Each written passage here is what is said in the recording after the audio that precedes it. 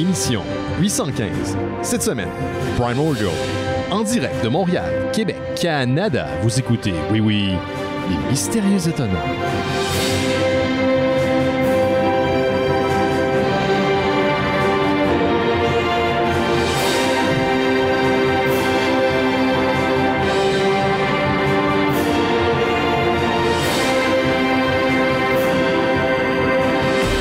Bonjour à toutes et à tous, vous écoutez Les Mystérieux Étonnants, une émission en balado-diffusion consacrée au BD et à l'ensemble de la culture populaire. L'ensemble. Benoît Mercier au micro et cette semaine, je suis entouré d'une équipe dont les membres sont fans de petits singes cosmiques, des fois.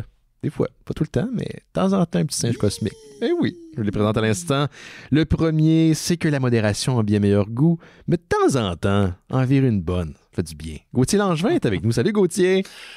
Bonjour Benoît, comment vas-tu? En pleine forme, contrairement à toi. Je vois que tu te remets très mal encore de notre soirée de samedi. Oui, c'est ça, je vieillis. C'était l'anniversaire à Jake samedi, yes. On lui souhaite. En retard, mais on lui souhaite. Sure. Puis, mais ça a été une belle soirée. Très belle soirée. Ça fait longtemps qu'on avait eu un gros party comme ça, il me semble. Là. Ouais, un petit garden party chez Jake. Yeah, un bon party début 2000 style, là, avec du monde dans la maison, du monde dans le cours. On n'a pas eu de plainte des voisins, ce qui m'a étonnamment surpris. Parce qu'il m'a surpris. Étonnamment surpris, c'est un pléonasme. Ce qui m'a surpris, parce qu'on a fait quand même beaucoup de bruit et il y avait beaucoup de monde, beaucoup de beau monde. C'était le fun, par contre. Je pense que, tu sais, Jake puis Gab, sa copine, c'est des gens qui sont de bons voisins. Oui. Ils ont appris à connaître leurs voisins depuis qu'ils sont là. Fait que je pense qu'ils s'entendent bien avec eux. Je pense qu'ils ont averti avant aussi, c'est ça. Ouais, je pense même qu'il y avait des voisins qui étaient dans le party. Je crois que oui. Ça aide. Ça aide à ce moment-là. Puis tu sais, quand t'es dans Hochelaga-Maisonneuve, au sud de Sainte-Catherine, le niveau de tolérance au bruit est un petit peu plus haut. Il y a bien des choses qui changent au sud de Sainte-Catherine, sur l'île de Montréal, dans Hochelaga-Maisonneuve. Je crois que c'est sur une autre juridiction. Oui, c'est ça. Autre time zone, une autre juridiction. La langue est différente, les cris aussi. C'est ça. C'est pas comme sur le plateau maintenant. Non, la petite France, comme on l'appelle. C'est ça. Oui. Et d'ailleurs, tout à l'heure, j'ai une nouvelle concernant nos amis français, nos amis européens. Parce qu'on en a quelques-uns qui nous écoutent, dont notre ami Laurent Billot, qu'on salue, dont on mentionne souvent à l'émission. Mais pour une fois, là, je suis de mauvaise foi en ce moment. Pour une fois, il y a un concept que les Français ont mis de l'avant. Un Français, dans une petite ville, Lille, en France, qui, je me disais, hey, Caroline, ce serait le fun d'avoir ça au Québec. Je vous le tease là, tout de suite pour les gens à la maison. Mais une super idée. Mais tu dis que t'es-tu encore en lendemain de brosse? Es-tu vraiment comme l'énergie est comme basse? T'es correct? Non. Ça va. Aujourd'hui, ça va. Hier, j'étais vraiment pas beau à voir. Et j'ai fait beaucoup d'anxiété en me levant. Ah oui, mais qu'est-ce que tu m'as dit ça tantôt? Mais qu'est-ce que tu voulais dire par là? L'anxiété par rapport au fait que tu as bu ou que tu aurais dit ou que tu aurais fait? Non, pas par rapport à ce que j'ai dit. Plus par rapport genre à la vie en général. Tu sais, puis habituellement, ça me fait pas ça. T'as fait un Benoît, finalement. Parce que moi, c'est comme 24 heures, je vis avec ça. Non, mais tu sais, je pensais à toutes les affaires que j'avais à faire. Puis aux affaires qui étaient pas prêtes encore. Puis je pensais aux événements de cette semaine qu'il faut qu'on organise. Puis c'est ça, j'étais comme tu sais, quand tu vois tout d'un bloc là, t'es pas capable de séparer les choses puis de compartimenter les choses. On dirait que le lendemain de brosse, pour moi maintenant, ça fait ça. Donc je vais peut-être penser à des alternatives. Le moche, c'est une alternative. Des alternatives pas encore légales. Ou juste comme, éventuellement légales, on l'espère. Mais au pire, de la modération, comme je disais. Moi, c'est ça que j'expliquais à Gauthier avant l'émission, puis on en parlait durant la projection vidéo là, qui précède le show régulier en balado. Je prends de la ultralight comme un vieux monsieur maintenant, combiné à des fois un petit peu de fort, parce que c'est ça. Je m'attendais à ce que le party finisse pas à minuit. Je connaissais notre ami Jake, donc j'étais allé léger, mais longtemps, mais sûrement, ça c'est certain. Mais je suis tellement content, il y avait bien des amis qui étaient là, Laurent Boutin était présent, d'ailleurs Laurent va être avec nous autres tout à l'heure, sa copine était là, Calem, j'ai vu Israël, j'ai vu Max, j'ai d'autres que j'ai vu Rémi était présent, Rémi Fréchette avec qui je fais bifurcation, d'ailleurs on a discuté de la prochaine session d'enregistrement parce qu'on va recommencer le cycle dédié à Lynch. Je vous en ai parlé tout l'été. De toute évidence, il fallait que tout le monde ait une pause, chacun de son bord. J'ai vu Guilla était là également. Donc, c'est le fun de revoir ce monde-là dans un contexte de party là, improvisé. Pour moi, les parties de maison, c'est les meilleurs parties ever. Fuck les clubs. c'est les parties de maison. C'est pas trop forte. Ouais, c'est ça. Musique trop forte. Plus trop forte, puis des poseurs. Hey, Gauthier, avant de continuer, je veux que tu plugues, pour être sûr qu'on n'oublie pas ton événement de cette semaine, parce que tu t'en as glissé un mot, mais est-ce qu'il reste des places pour le lancement de l'album Les pires moments de l'histoire en bande dessinée? Oui, c'est ça, c'est le lancement de la BD des pires moments de l'histoire, faite par Xavier Cadieux et Charles Beauchesne, Audrey Rousseau et François de Grandpré aussi, il faut les mentionner, parce que ce sont les script éditeurs qui participent aussi à la réalisation du podcast, puis... ce sont de très bons auteurs-autrices. François de Grandpré, il avait travaillé sur Jardin mécanique, la bande dessinée avec Jake aussi. Oui. Puis Audrey Rousseau écrit pour beaucoup d'humoristes. Puis elle a d'ailleurs scénarisé quelques sketchs dans le dernier Bye Bye. Ah, c'est cool. Donc, c'est ça. J'aime bien ça, rendre à César. À César ce qui appartient à César. Donc, c'est ça. Donc, le lancement, c'est au Patrovis sur Mont-Royal, mercredi prochain, à 17h30, et il reste, je suis en train de checker sur Eventbrite, s'il reste des billets. Ce matin, on en a libéré une 12aine. OK. Parce que la salle prend au maximum une 100aine de personnes. Ça, c'est exact. Pour les gens qui étaient là à la 800e des Mystérieux Étonnants dans le cadre du BDM, c'est la même salle. C'est une super de belle salle. On en a parlé il y a 2 semaines. La seule hic dans le cadre de l'événement que Gauthier a mis en place, c'est qu'il faut réserver sa présence. Et c'est gratuit, par contre, non? Le billet est gratuit? C'est gratuit. OK. Le billet est gratuit, mais il faut réserver sa présence parce qu'on peut pas... Il n'y a pas de marge de manœuvre là, au niveau de la salle à ce niveau-là. Puis c'est tout à fait compréhensible. Ben ouais, c'est ça, ne serait-ce que pour le feu, mais aussi, pour nous, on était comme, ça serait vraiment poche qu'on ait à refuser du monde parce qu'il n'y a plus de place, Fait que c'est ça. Sinon, la bande dessinée est en librairie depuis mercredi dernier. OK. Et ça va vraiment bien, on est super contents. C'est ça, il faut rappeler aussi, parce que peut-être des gens qui t'ont découvert quand tu es revenu au show, Gauthier, il y a quelques mois, mais tu es éditeur de Nouvelle Adresse et Front Froid, donc cette BD-là est publiée sous Nouvelle Adresse sous ou Front Froid? Sous Front Froid. Ouais, donc, on parle bien de la bande dessinée basée sur le podcast du même nom. Là. Yeah. Donc, c'est cool ça. Ça va vous mettre encore plus à la map, pas que vous n'en ayez besoin, mais quand même. C'est un bon projet. J'espère. C'est toujours ça le but. Donc là, il reste exactement 7 billets. 7 billets. Donc, les Mystérieux Étonnants, allez-y. C'est où qu'on peut réserver son billet? Sur la page Facebook de Sur la page Facebook de Front Froid, vous avez un événement Facebook qui donne le lien vers le site Eventbrite où vous pouvez réserver votre billet. Bon. Et puis, c'est ça. On est. Moi, je relisais la BD la semaine dernière, puis je trouvais encore des jokes que Xavier avait cachés. Ah, il fait des jokes visuels, hein?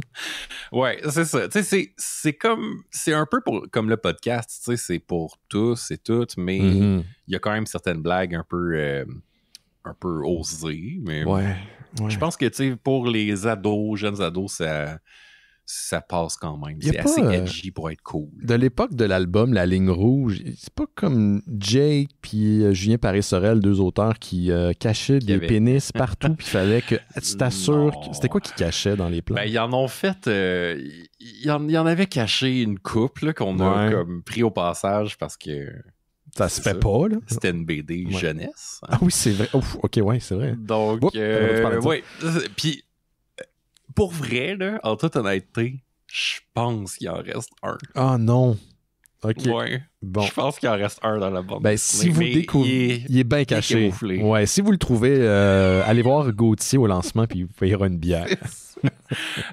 Encerclez-le en rouge. Oui, ben là, il ne faut pas massacrer sa BD non plus, là. Non, c'est ça. Ouais, moi, je suis dedans aussi. Je vous laisse deviner comment il m'a représenté les gars. C'est pas super gentil. Mais bon. Sinon, plein d'amour. Après le lancement, je vais faire encore une autre annonce en début de show que je suis encore à la recherche d'un designer graphique pour revamper le site web des Mystérieux Étonnants. Donc, il y a Éric Maziad qui est notre webmess, qui est en fait plus qu'un webmess, c'est un homme à tout faire au niveau de la techno. Il est super bon, hyper fiable. Donc, Éric a accepté qu'on travaille sur une nouvelle version du site web qui fait quand même un bout de temps qu'on traîne. Puis, j'aimerais ça amener l'identité visuelle des Mystérieux Étonnants pour les prochaines années à un autre niveau.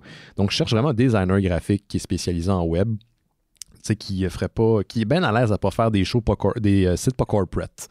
Moi, les sites corporate qui sentent le plastique, là, ça m'attire pas. Là. Je veux quelque chose d'un petit peu plus vivant. Le thème WordPress classique, bien formaté. Avec du stock. Mais il y a des thèmes le fun que tu peux modifier. Ouais, c'est ça. Mais c'est pas tant, c'est ça. Je pense qu'on va pouvoir moduler pas mal le site comme on veut. Quoique le but n'est pas d'aller tout massacrer, là, tout remettre à l'envers, mais vraiment visuellement te changer l'identité des Mystérieux parce que, tu sais, je le comprends, là, je me souviens il y a quelques années, ça, où je pense qu'il y a 2 ans, on avait reçu Julien Morissette pour du Festival Transistor, puis on y a parlé pendant quelque chose comme une demi-heure, 20 minutes, je sais pas, puis c'était super cool, c'est un bel échange, moi j'adore ce que Julien fait. Puis, ils ont partagé, bien sûr, Transistor, l'épisode sur leur page le lendemain, mais tu sais, la couverture, c'est la couverture des Avengers numéro, je sais pas quoi, de Jason Aaron. Il n'y a pas aucun genre bobo du podcast qui est allé plugger ou liker cet épisode-là, c'est normal. Fait que, tu sais, il y a cette réflexion-là aussi que je veux faire. Tu sais, ça fait longtemps que je dis qu'on n'est plus un show juste de geek, là. Ça m'intéresse de moins en moins. Je pense qu'on est plus des gars et des filles un peu plus érudits, disons. Culture érudit, ça va être ça l'ouverture des Mystérieux Étonnants bientôt. Mais ouais, fait qu'il faut revamper cette image-là. Fait que j'étais à la recherche d'un design graphique. Si ça vous intéresse de donner main forte à ce projet-là, ben@mystérieuxétonnants.com. ben@mystérieuxétonnants.com. J'ai quelques personnes qui m'ont écrit à date. Soyez pas là insultés. Moi, je suis vraiment à la recherche de quelque chose de très spécifique. Puis je le dis aux gens qui me contactent. C'est pas que vous êtes pas bon, c'est peut-être que l'approche ou votre portfolio correspond pas à ce que je recherche, là. Je remets en pratique toutes les lettres de refus que j'ai eues quand j'ai appliqué sur des jobs là-dedans. Mais j'ai beaucoup plus de tact. Mon message est beaucoup personnalisé. Mais ce serait le fun. J'aimerais vraiment ça travailler sur l'image des Mystérieux Étonnants pour...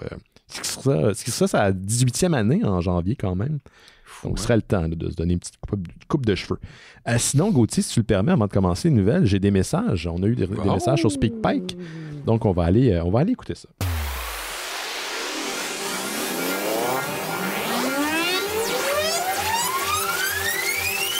Premier message de Martin Riendo qui nous envoie au moins un message vocal par mois. Et là, on est en genre de pause la semaine passée parce qu'on a diffusé notre épisode enregistré dans le cadre du Festival Juste pour rire. Donc, voici ce qu'il avait à nous dire il y a 2 semaines de ça.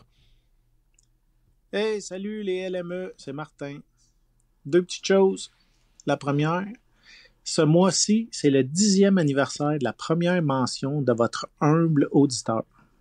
En effet, durant l'émission 331, en septembre 2013, j'avais gagné la BD de la semaine East of West. Bien que ça faisait déjà plusieurs années que je suivais le show et que après plusieurs participations, c'était la première fois que je gagnais. Deuxième point, pour les Chevaliers de Colomb mentionnés la semaine passée. Il y a 2 semaines, ouais. Si Simon est game, je suis prêt à ce que lui et moi, nous infiltrons le club pour vérifier si derrière l'image de bénévoles qui organisent des levées de fonds pour des œuvres communautaires ne se cache une société secrète mandatée pour répandre le chevalier exploitation.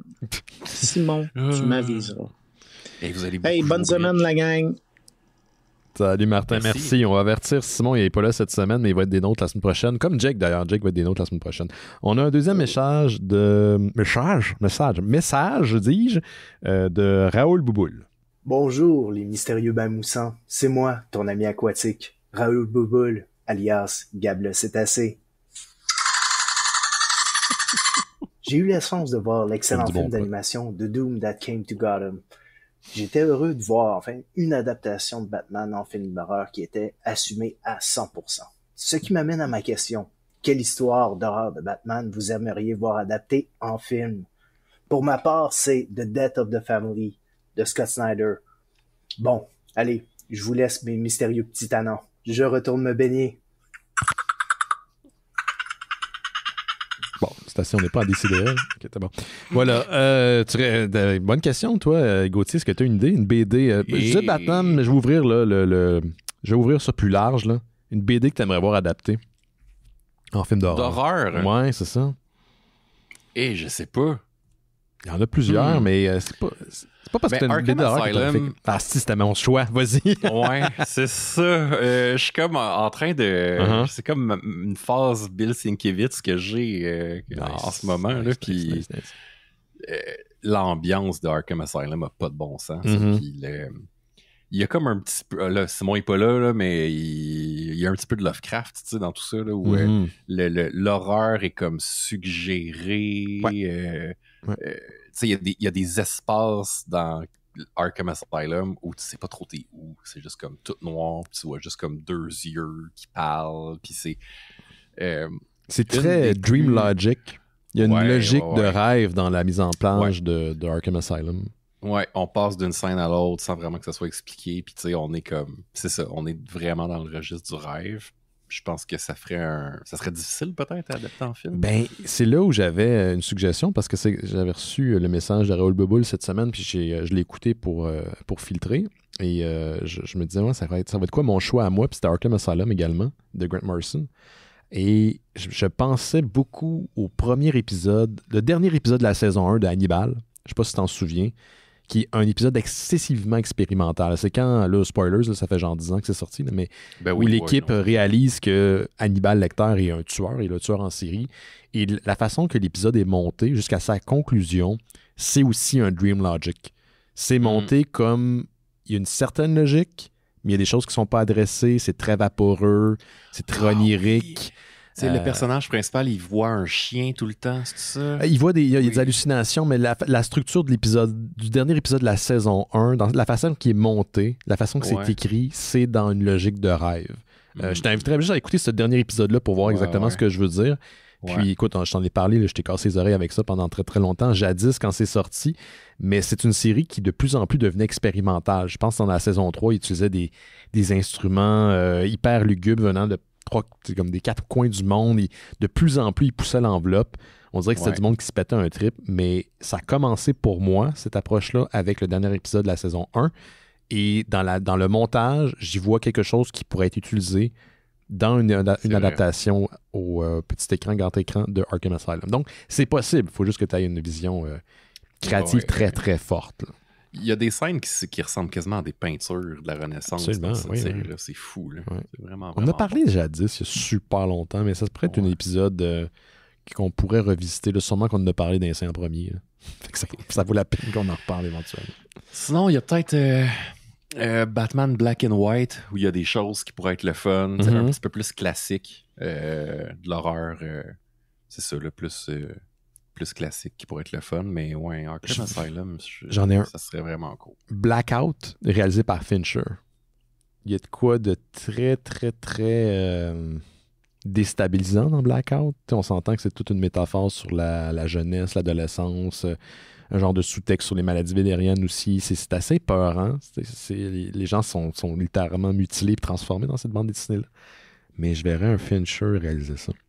C'est une belle BD à adapter au grand écran. Bon, mais c'est ça. On espère qu'on a bien répondu à ta question. Et voilà. Merci. Si vous voulez nous laisser un message vocal, n'hésitez pas, soyez pas gênés. L'adresse, c'est speakpipe.com/mystérieux E. C'est MYSTERIEUXE. De toute façon, l'adresse est dans le descriptif de l'épisode, dans les show notes. Il est là. Vous avez juste besoin de cliquer. Ça peut être une question, commentaire, suggestion, juste nous dire hey, moi, c'est Bobby Joe, j'habite telle place, puis je vous écoute depuis tant de temps, puis ça va être bien parfait. Merci à ceux et celles qui participent d'ailleurs en nous envoyant des messages vocaux. On va commencer, je pense, les nouvelles cette fois-ci avec Gauthier, comme c'est juste toi puis moi, puis on va y aller avec ton thème. Stay a while and listen.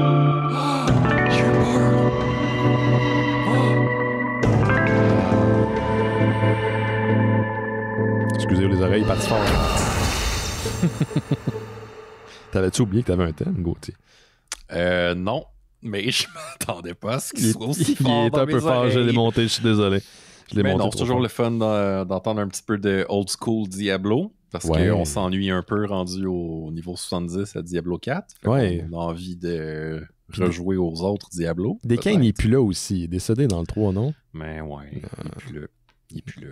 Il a été remplacé par un bonhomme qui ressemble un petit peu, là, qui te mène dans ta quest au début du jeu. Il y a la même tonalité de voix vraiment super basse, non, un peu réconfortant. Not my Descain, OK? Not my Descain. OK. J'ai pas de nouvelles de Diablo cette semaine parce que, à part le fait qu'il va y avoir annuellement des expansions. Ça a été annoncé par annuellement, Blizzard. Donc, vous allez avoir le privilège de payer encore pour Diablo 4 à chaque année. Donc, il n'y a rien d'autre qui a été annoncé ou leaké depuis concernant cette nouvelle-là. Mm-hmm. va falloir attendre pour que ce soit une nouvelle avec plus de contenu, mais sachez que c'est ça, en plus des Season Pass, à chaque 3 mois, vous allez avoir une expansion annuellement.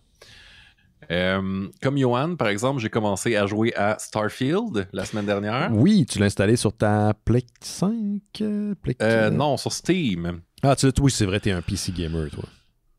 Ouais, depuis peu. Mm-hmm. Puis je suis comblé par Starfield à date. Là, il faut que tu me parles de la prise en main parce que des premières critiques que j'ai vues, on dit que les 12 premières heures sont les plus plates, les plus fastidieuses. Que ça prend du temps là, avant que tu puisses être en mesure de savoir ce qu'il faut que tu fasses puis que le jeu te laisse vraiment aller complètement. Je trouve que c'est une belle expression que tu as utilisée, prise en main, pour parler du jeu, parce que c'est vrai qu'il y a tellement de choses qui te sont garochées en même temps, un peu comme dans Skyrim, que tu sais pas trop par où aller, à part la mission principale, qui est comme une mission d'exploration pour découvrir des artefacts extraterrestres ou mystérieux, du moins. Il y a la possibilité d'aller de joindre des guildes, tu peux juste faire de l'exploration, faire des activités sur la première planète sur laquelle tu atterris. Mais je te dirais que la mission principale d'exploration te fait découvrir quand même plein d'options. Puis c'est vraiment libre. Tu sais, comme je pense que Johan, il a fait genre 15 heures juste sur la planète du début. Je sais pas ce qui se passe avec Johan, mais je sais juste que ça fait 3 jours que j'y écris puis il me répond pas. Fait que soit il est mort ou soit il est à Starfield. Je vote soit pour... il modifie son vaisseau. Ouais, c'est ça. D'après moi, c'est la deuxième option. Il est au garage, il modifie son vaisseau. Ouais. Mais c'est ça. Mais comme tu dis... la prise en main est quand même longue. Il y a quand même beaucoup de... La courbe d'apprentissage aussi est quand même longue. C'est-à-dire que il y a beaucoup de mécaniques différentes pour les différents types de jeux que vous voulez, que vous souhaitez faire. Est-ce que tu dirais que si tu as joué à Fallout, ça aide par contre, ou au contraire, ça aide pas pantoute?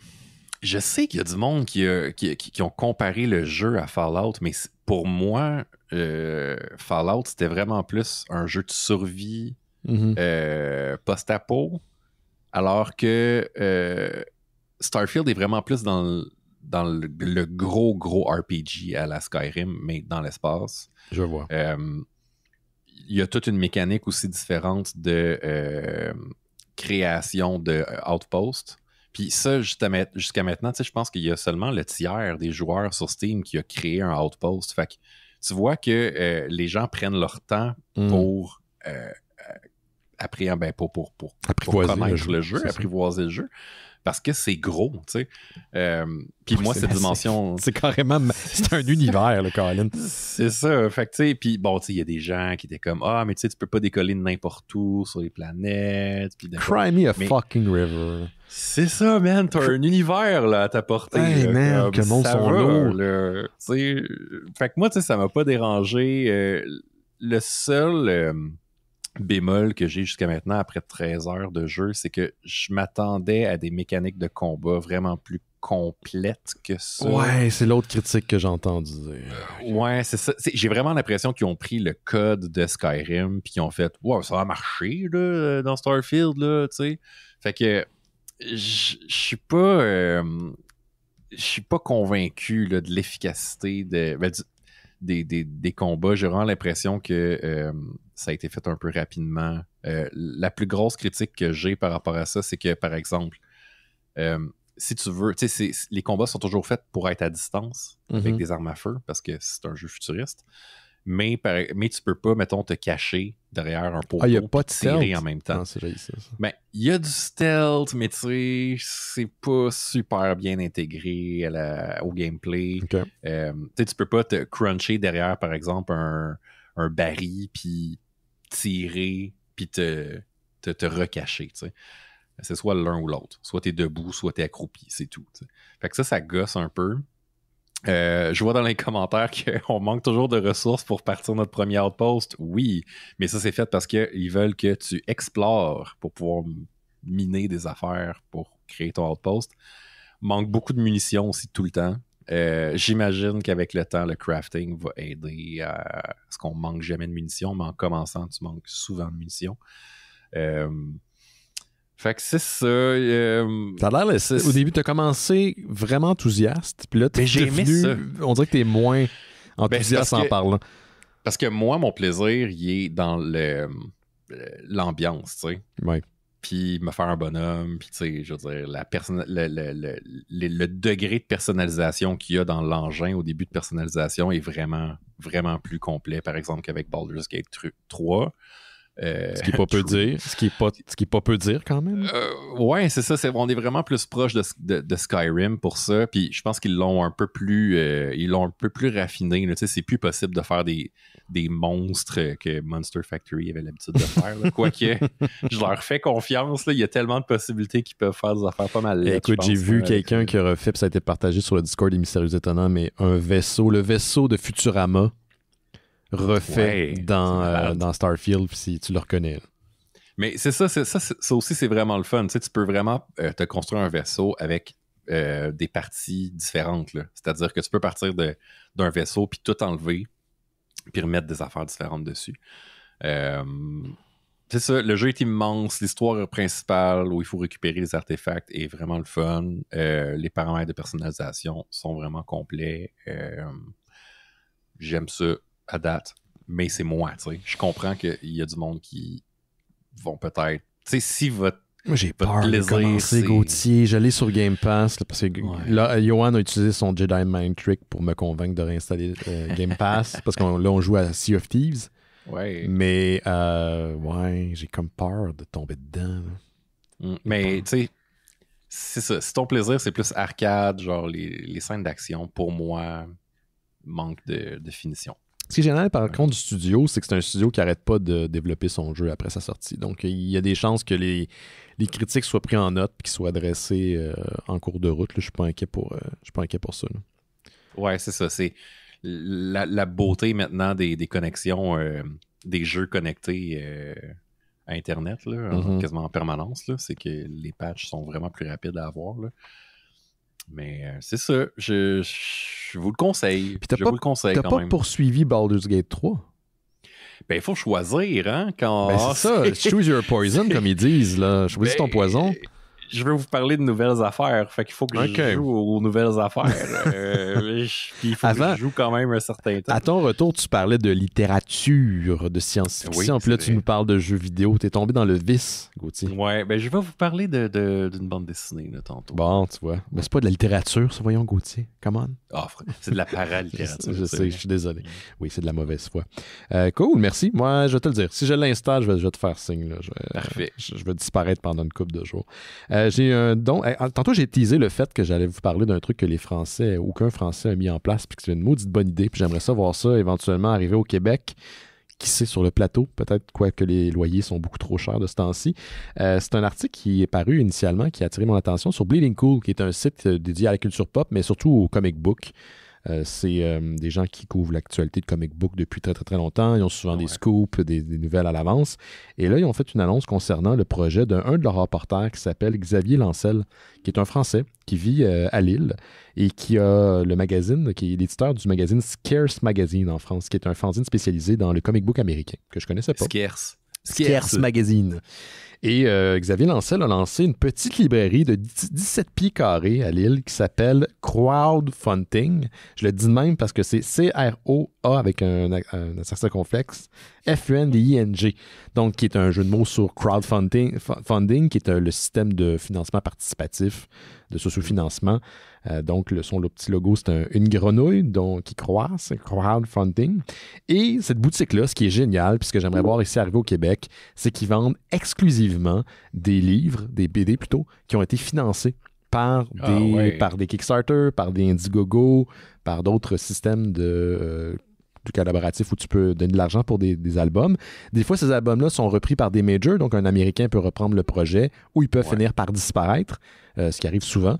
Ben, lui, il les achète, il curate en fait les albums. On parle d'environ 120 BD à la fois. Tout est un peu mis au même niveau. Il n'y a pas rien qui est mis plus de l'avant qu'autre chose, de ce que j'en comprends de l'article de Indiegogo. Donc, pour les gens qui sont de Lille ou qui sont de France et qui voudraient aller visiter la boutique de M. Lancel, l'adresse, c'est le 90 rue Pierre-Mauroy à Lille, à France. Donc, notre ami Laurent Billot va là-bas, ben, tu salueras le propriétaire. D'ailleurs, si n'importe quel auditeur français, il va. Dites-lui qu'un podcast québécois a parlé de lui. On va peut-être se faire des contacts là-bas. Puis dans une couple d'années, ça va notre ami. Puis on va l'inviter ici quand il va être de passage à Montréal. D'ailleurs, en parlant de notre ami qu'on invite, c'est Laurent Boutin qui s'est joint à nous il n'y a pas si longtemps que ça. Salut Laurent. Salut. Comment ça va? Il n'y a pas si longtemps. Ça fait genre 10 minutes que j'attends que... Tu es en plein milieu d'une phrase, puis ça fait pas 10 minutes que tu étais là. Oui, je sais. Allô, Laurent? Non, je me sentais comme dans le temps. J'étais comme, j'ai le temps d'arriver. Là, c'est parfait. J'ai le temps de savoir de quoi vous parler. Allô, Gauthier. Allô, Ben. Allô. Ouais, ça va bien, vous autres? Oui. Tu t'es remis de Non, toi, tu t'es pas pété à la fraise à la fête à Jake, là, samedi. Non, j'étais très responsable, mais aussi j'avais d'autres engagements où j'allais voir un show. Fait que je suis parti très tôt de la fête à Jake. Semblait aussi. Oui, c'est ça.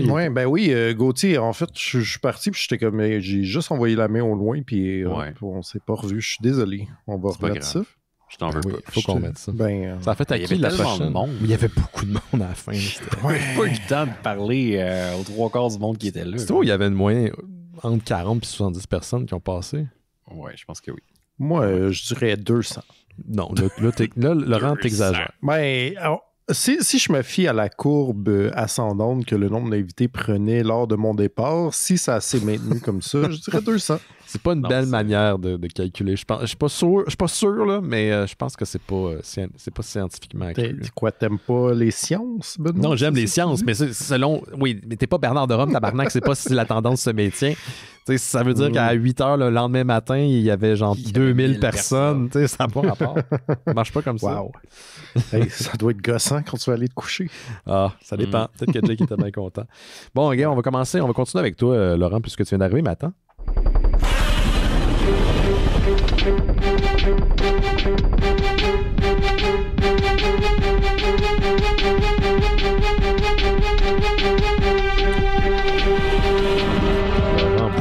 Laurent Boutin, s'il était un kaiju, est-ce qu'il détruirait les buildings ou il les flatterait? Je sais pas.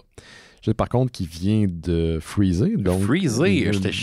Wow. Je me disais, c'est parce qu'il apprécie vraiment genre son jingle. Non, je pense qu'il y a encore le même problème de router que la dernière fois. Fait qu'on va y racheter un autre router. En fait, je vais y en reparler, mais je pense que la solution technologique... Attends, il est là.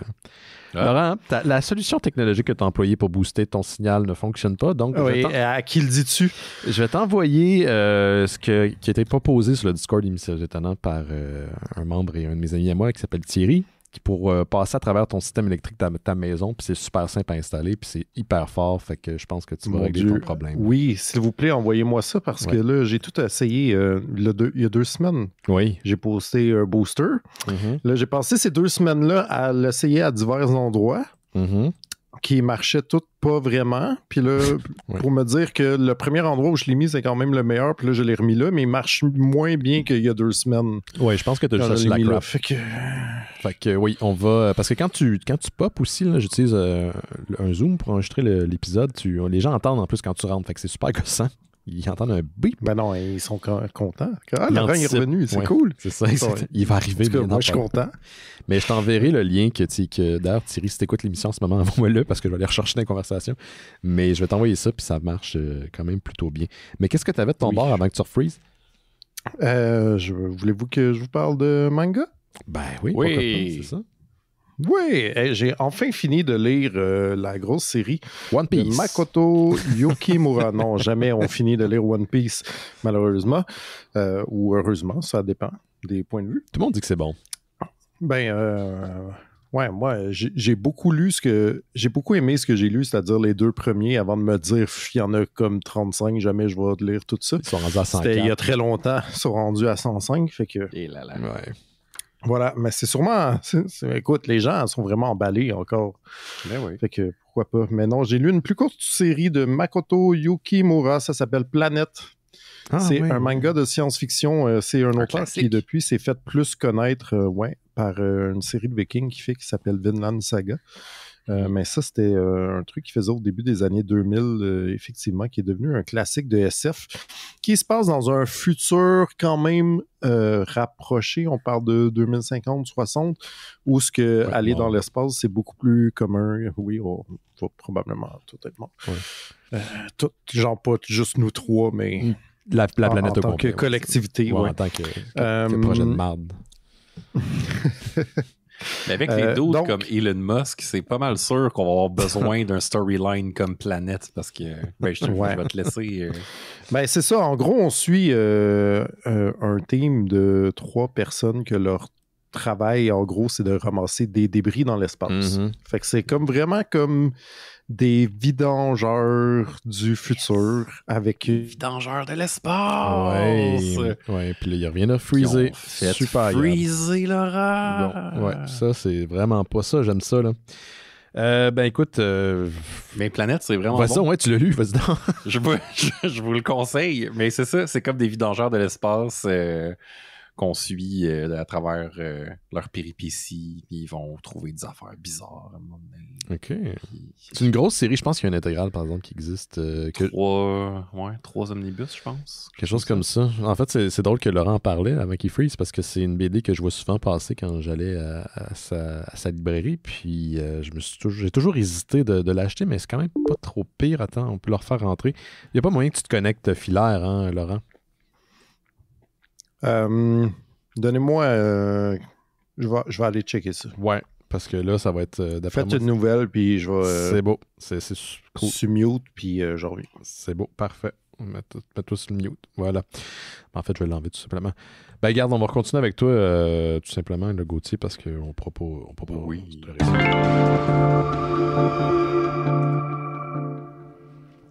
Yes.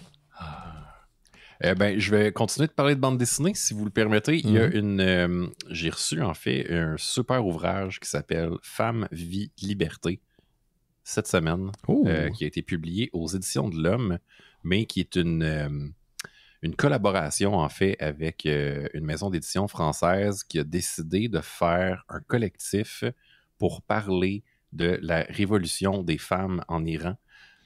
Suite au décès malheureux de Masha Amini, qui était une femme qui a été arrêtée par la police des mœurs il y a 1 an exactement de ça, ou presque, parce que ses cheveux dépassaient de son hijab. Elle s'est fait battre à mort aussi, c'est ça qui est arrivé. Hein? Ouais, elle s'est fait emprisonner, je pense, le 16 septembre 2022, et elle a été battue par la police des mœurs, et puis elle est décédée à l'hôpital des suites de ses blessures. Et puis la police, à l'époque, avait dit qu'elle était morte d'un arrêt cardiaque, mais finalement, l'information a atteint la population pour dire que finalement, elle était morte suite des blessures. Wow. Puis, bref, il y a carrément une révolte populaire qui s'est ensuivie, des femmes qui ont voulu dénoncer ce fait-là, mais aussi plus largement la situation des femmes en Iran depuis que les islamistes sont au pouvoir depuis quasiment 40 ans. Et puis, ce collectif-là, en fait, c'est vraiment intéressant, c'est sous la direction de Marianne Satrapi. Ceux qui connaissent un petit peu la BD franco-belge, c'est l'auteur de la célèbre bande dessinée Persépolis, qui était la bande dessinée, le récit autobiographique de Marianne Satrapi, puis de son histoire à elle, en fait, en Iran, puis de son immigration en France par la suite, puis de son adaptation à la société française, puis justement la situation politique en Iran. Donc, c'est comme une espèce de suite spirituelle à Persépolis, si vous voulez, mais qui rassemble plein d'auteurs, dont Johan Sfar, que vous connaissez bien, Rabaté, il y a aussi Lewis Trondheim, c'est ça, il y a vraiment des gros noms, mais aussi des auteurs, autrices iraniennes qui ont participé au collectif. Ça parle à la fois de la représentation de la femme dans l'histoire de l'Iran, pour montrer à quel point la femme n'a pas toujours été représentée comme quelqu'un de soumis, ou il y a vraiment des beaux exemples de femmes super fortes, puis qui ont contesté le pouvoir à travers la culture iranienne qui est super riche. Et par la suite, on fait une mise en contexte des événements entourant le décès de Masha Amini. Il y a aussi des bandes dessinées sur les manifestations, la réalité de c'est quoi manifester en Iran pour la justice sociale, pour le droit des femmes. C'est vraiment super bien fait. Moi, ça m'a tiré les larmes même. C'est vraiment un super beau récit de contestation. Puis le projet, c'est vraiment le fun. Il a été publié ou il va être publié un peu partout à travers le monde par des maisons d'édition collaboratrices de la maison d'édition originale. Et il est disponible en persan gratuitement sur Internet. Oh wow, pour que les c'est cool ça. En Iran puissent le lire. Y avoir accès. Oui, c'est ça. Donc, j'espère que ça va faire son chemin puis que les gens vont vraiment réussir à mettre la main sur cet ouvrage-là, qui est un beau petit manuel de protestation, puis un devoir de mémoire aussi pour un événement dont on parle pas assez en ce moment, je trouve, même si ça fait... c'est comme le triste anniversaire de cet événement-là, en fait, là, en ce moment. Donc, la bande dessinée sort officiellement ce mercredi, le 13 septembre, en librairie. Si jamais la chose politique ou l'actualité politique à travers le monde vous intéresse, si les luttes sociales vous intéressent, si vous avez aimé ma chronique au 800e des Mystérieux, bref, allez vous acheter cette bande dessinée-là. Je pense que vous n'allez pas être déçus. On est dans le même registre, là, pas mal. Rappelle le titre, s'il te plaît. Femme, vie, liberté, sous la direction de Marianne Satrapi. Génial. Laurent, est-ce que tu étais pareil avec nous, là? J'ai plugué un fil. OK. La suite vous surprendra. Est-ce que tu as désactivé ton Wi-Fi, par contre? Ah, tu penses que je devrais faire ça? Parce que je suis pas à mon premier... pas tout mettre de mon côté, de mon bord. Je suis pas à mon premier rodéo, puis si ton Wi-Fi est allumé puis t'es branché, il va prendre un des deux. Puis c'est que tu le vois pas au niveau de l'utilisateur, là, mais il faut que tu ailles vraiment définir. J'aime ça faire ça live. C'est de la bonne radio. Ouais, c'est la super de bonne... C'est ça le podcast, mesdames et messieurs. Quand j'en parlais, tu vois, regarde, exactement ce que je pensais. Voilà. C'est ça qu'il fallait faire. Voilà. Bon. Là, c'est fait. Oui, yes. On a eu 3 beeps. 4 beeps, c'est beau. Là, on n'aura plus. Qu'est-ce que je disais? Vas-y donc, Laurent, on va essayer de continuer ton truc de planète. Oui, on va essayer de le finir. Donc, ce que je disais, c'est qu'il ramasse des débris dans l'espace. J'aime ce manga-là parce que c'est très col bleu. Comme vibe, c'est pas du tout...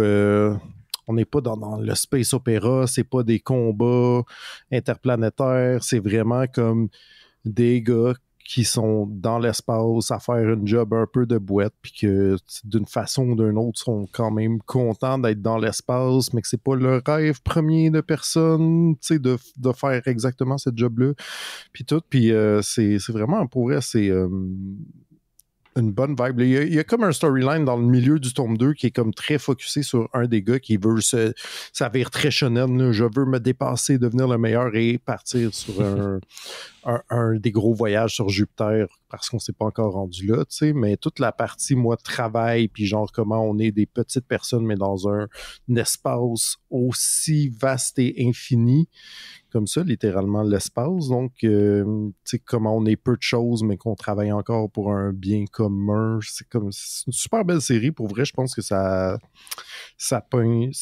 mérite son statut de classique. Et là, j'en parlais tantôt avec Gauthier pendant que tu réglais ton problème, mais est-ce qu'il y a un intégral ou il y en a plusieurs? Parce qu'il me semble qu'à l'époque, il y avait un intégral chez la librairie où tu travailles. Il y a déjà existé chez Panini un intégral d'un gros volume. C'est comme un dictionnaire, là. Ouais, qui est comme un dictionnaire qui était étonnamment léger pour oui, c'est vrai. Ouais, j'étais tout le temps surpris. Par contre, cette version-là n'est plus disponible. Maintenant, ils l'ont reséparé. Je sais pas pourquoi dans le temps, c'était en 4 volumes. Maintenant, c'est 3 gros volumes de Perfect Edition, là, tout petit peu de bonus, mais pas grand-chose. Mais le gros bouquin One Deal est plus dispo. Mais on parle d'une gamme de prix de combien à peu près? 25$ chacun, je pense. C'est abordable. Oui, quand même. Ouais. C'est ça. Il y a une grosse mode ces temps-ci dans l'édition de manga. Il y a des trucs comme ça qui n'ont pas été disponibles pendant longtemps, là. Puis il y a beaucoup de rééditions de ce qu'ils appellent Perfect Edition, donc plus grand format, plus épais, souvent au moins des volumes doubles, avec un peu plus de soins apportés là, pour des classiques comme ça. Là. Il y a Evangelion aussi qui est en train d'avoir le même traitement, les Sanctuary, il y a plein comme de vieux classiques. Je parle genre années 90, début 2000, mettons, là. Puis, non, ça vaut la peine. Il doit faire ça avec les One Piece, hein, des intégrales de genre 6 numéros. Là. Probablement que un jour, quand ça sera terminé. Si ça termine un jour. Puis que les ventes vont un peu faiblir, ils vont faire ça. Puis ils ont commencé à faire ça l'année passée avec Naruto aussi. Ah ouais, c'est ça, on en parlait hier sur le Discord des Mystérieux, on se demandait quand est-ce qu'ils avaient commencé à faire leurs éditions Ça fait pas juste l'année passée, ils l'ont fait auparavant aussi. Des grosses éditions doubles, triples. Peut-être que les Américains l'ont fait avant eux. Parce que les Américains font plus des tacobonnes, justement. Ça se peut aussi. Puis, tu sais, ça se peut qu'en français, il y a eu 2-3 volumes là, qui compilaient peut-être les 10 premiers mangas de Naruto, mais c'était comme une édition spéciale. Mais là, c'est vraiment comme le traitement. Ils appellent ça Naruto, l'édition Hokage. Je pense que c'est vraiment des gros volumes doubles, plus grand format que l'édition originale, parce que là, on est rendu à un bout où que les gens qui lisaient Naruto quand ils étaient petits sont rendus à l'âge de la nostalgie et ont de l'argent pour se racheter leurs affaires de leur enfance. Voilà. Je connais pas ça pas en tout. C'est donc pathétique, cette façon de fonctionner. De quoi tu parles? OK. Ben merci, Laurent. Rappelle donc le titre de ce triptyque, de cette trilogie. Ouais, Planète, tout simplement. Au pluriel. Excellent. Parfait. Ben écoute, je vais continuer comme je suis le prochain. C'est tout simple que ça. Oui. On va rester dans la BD, mais on va aller du côté des Américains encore une fois. Parce qu'il y a eu un record qui a été atteint récemment pour un nouvel éditeur sur le marché américain de comic book qui s'appelle Vault, V-A-U-L-T. Et ça a été annoncé en exclusivité sur le site THR que le premier numéro de cette nouvelle série qui s'appelle Unnatural Order a dépassé les 137 000 copies vendues. C'est, en fait, il y a déjà eu des singles plus vendus que ça, mais pour un nouvel éditeur, c'est du jamais vu. Donc, numéro 1 de nouvel éditeur. Et la raison est assez intéressante parce qu'on parle d'un modèle de promotion qui est quand même osé. Je vais vous expliquer, là. C'est qu'il y a un bémol qui vient avec ces 137 000 copies vendues. C'est que la compagnie, Vault, l'éditeur, avait donné la possibilité aux comic book shops, aux gens qui ont des boutiques de comic book, de commander le numéro 1, et de soit le donner gratuit à sa clientèle, ou soit de le vendre. Et il y a un prix sur l'album, sur le single, c'est 4,99. Donc ça a fait que les gens étaient encouragés à commander le 10 single, et ce qui a boosté, qui a comme augmenté les ventes pour le premier numéro, qui n'est pas sorti encore. Donc c'est quand même assez intéressant. C'est une tactique qui est un peu employée durant le Free Comic Book Day, qui a lieu habituellement en mai, où les magasins, les boutiques vont commander des comic books, qui sont souvent en fait des comic books de promotion de séries à venir. Des fois, c'est des singles qui se passent en 2 événements, ou qui va comme prédater un événement qui va être publié plus tard dans l'année. Mais c'est dédié à une journée. Et peut-être que vous n'êtes pas au courant, mais les comic book shops payent quand même pour ces numéros-là. Donc, nous autres, c'est gratuit, c'est donné gratuitement à la clientèle, mais on parle de quelques sous pour chaque album. Là, on parle de vraiment, c'était gratuit. Donc, ça a aidé vraiment à vendre, à promouvoir finalement le premier album. Et comme dans l'article de Heat, on en parlait, Heat Vision, c'est souvent ces premiers singles-là qui définissent la vie, le succès d'une série. On peut en reparler avec Primordial tantôt. Des fois, ça part peut-être bien, mais si les gens ne l'ont pas lu, il faut conclure ça rapidement. Donc là, c'est important. Ils ont décidé de lancer ça. Tu vois que c'est peut-être quelque chose qui est en train de... C'est peut-être un nouveau précédent pour la promotion du comic book. Le Unnatural Order, c'est écrit par Christoph Yost. C'est lui qui a co-créé le personnage de X-23. Il a écrit pour Marvel. Il a écrit pour Marvel Animation également. Il a co-écrit aussi Thor Ragnarok et The Mandalorian. Donc, c'est quelqu'un qui est passé du comic book au mainstream, si vous voulez, la télévision, le cinéma, et il revient au comic book. Donc, je trouve que c'est assez intéressant. Qu'est-ce que tu penses de ça, toi, Gauthier, qui est dans l'édition, ce genre de modèle? Il faut quand même que tu aies économiquement les reins solides pour offrir 137 000 copies de ton single issue. Ouais, ça me fait penser un peu à la stratégie à l'époque de Brian Perrault avec Amos d'Aragon. Ceux qui ont mon âge ou entre 30 et 40 ans s'en rappelleront fort probablement. Le tome 1 de Amos d'Aragon était 99 sous, je pense. Wow. En librairie, donc pour le marché je veux juste te rappeler qu'à cette époque-là, Perrault n'avait pas sa propre maison d'édition et qu'on parle donc d'une promotion de Michel Brûlé aux Intouchables. Michel Brûlé, oui, excuse-moi. Brûlé. Oui, c'est vrai. Si vous croyez qu'il est mort.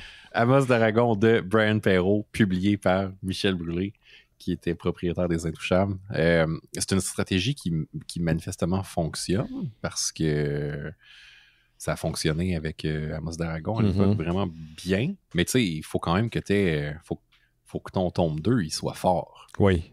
Parce que là, c'est le vrai test où il faut que tu vendes pour vrai le livre. Il faut que ton tome 1 il soit fort aussi. Tu sais, t'as beau l'avoir lu à, je sais pas, 99 cents, si... Ouais.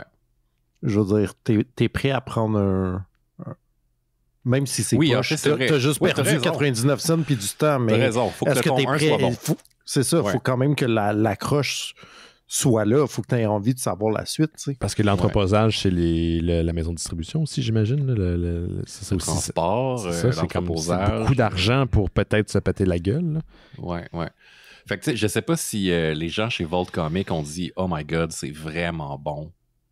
Je sais pas. On l'envoie gratuit, tu sais. Je l'ai pas noté, mais la prémisse est hyper générique. C'est ce qui m'a un peu déplu, là. C'était comme c'est un monde genre un peu fantastique où il y a une menace, puis bon, il y a des gens qu'il faut qu'ils l'affrontent, mais ça reste très, très, très cryptique. Puis tu sais, Christopher Yacht, c'est pas un 2 de pique, mais c'est pas un Brian Michael Bendis ou c'est pas un Ed Brubaker ou quelqu'un qui ça fait longtemps qui est reconnu pour écrire ses propres trucs dans le milieu indépendant. Ouais. Ça m'a surpris un petit peu. Puis encore une fois, là, envoyez-moi pas un courriel. Je sais que 137 000, c'est pas le record du single les plus vendus là, de vente. Juste regarder King Spawn l'année passée de Image, mais voyons comment il s'appelle, Tom McFarlane. Ça a eu, je pense, presque le double de ça. On est dans les 200 000. Mais en termes pour une nouvelle compagnie qui vient de s'établir, c'est quelque chose. Et en tout cas, comme n'importe quel milieu, quand de la compétition arrive, ça fait qu'on y met peut-être plus d'efforts au niveau administratif. On essaie des nouvelles affaires, on prend des risques. Donc, c'est une bonne chose qu'un nouveau joueur qui rentre dans la partie. On va continuer avec... là, je suis tout perdu là, avec ce qui s'est passé. On va continuer avec Gauthier, I guess. On y va. Tu veux-tu que... Qu'est-ce que t'allais dire, là? Hein? Je te demandais si tu voulais que je quitte puis que je revienne tout de suite. Non, ça va. C'est notre nouvelle normalité. Non, c'est pas ça le nouveau normal. Pas ça. Ben, il veut pas ça. Le monde d'après, c'est jamais une connexion stable. Le monde d'après. On peut-tu revenir en 2004? Non, parce que les gens de Sabotage Studio seraient vraiment tristes de revenir en 2004. Parce que depuis la semaine passée, depuis la sortie du jeu le 29 août dernier, Sea of Stars a vendu 250 000 copies, ce qui est incroyable. On en a parlé au show depuis déjà la sortie, puis un peu avant même. C'est vraiment super mérité. C'est pour ça que j'en reparle. J'ai joué au jeu. C'est excellent. Après mon expérience sur la Switch, je peux dire que j'ai pas été rebuté par la mécanique de combat parce qu'on avait parlé de la critique de IGN qui disait c'était simplifié, c'était un peu weird, c'était un peu glitchy. J'ai trouvé vraiment intéressant que même si c'est un mode tour par tour classique de RPG, il y a une dimension d'habilité qui est ajoutée pour lander tes coups, pour avoir des bonus, soit à la défense, soit à l'attaque. Bref, c'est ça. C'était juste une petite nouvelle comme ça pour dire que le développeur avait des prévisions pour son année 1 d'existence pour le jeu Sea of Stars qui a été rempli en une semaine. C'est donc bien. Donc, on peut imaginer que Sabotage tardera pas avant de se mettre à l'ouvrage sur un nouveau jeu, on l'espère. Il y a un petit documentaire qui est sorti sur la sortie du jeu, justement. En fait, Sea of Stars Documentary, vous allez tomber directement dessus, mais c'est sur YouTube. C'est une entrevue avec les créateurs du jeu.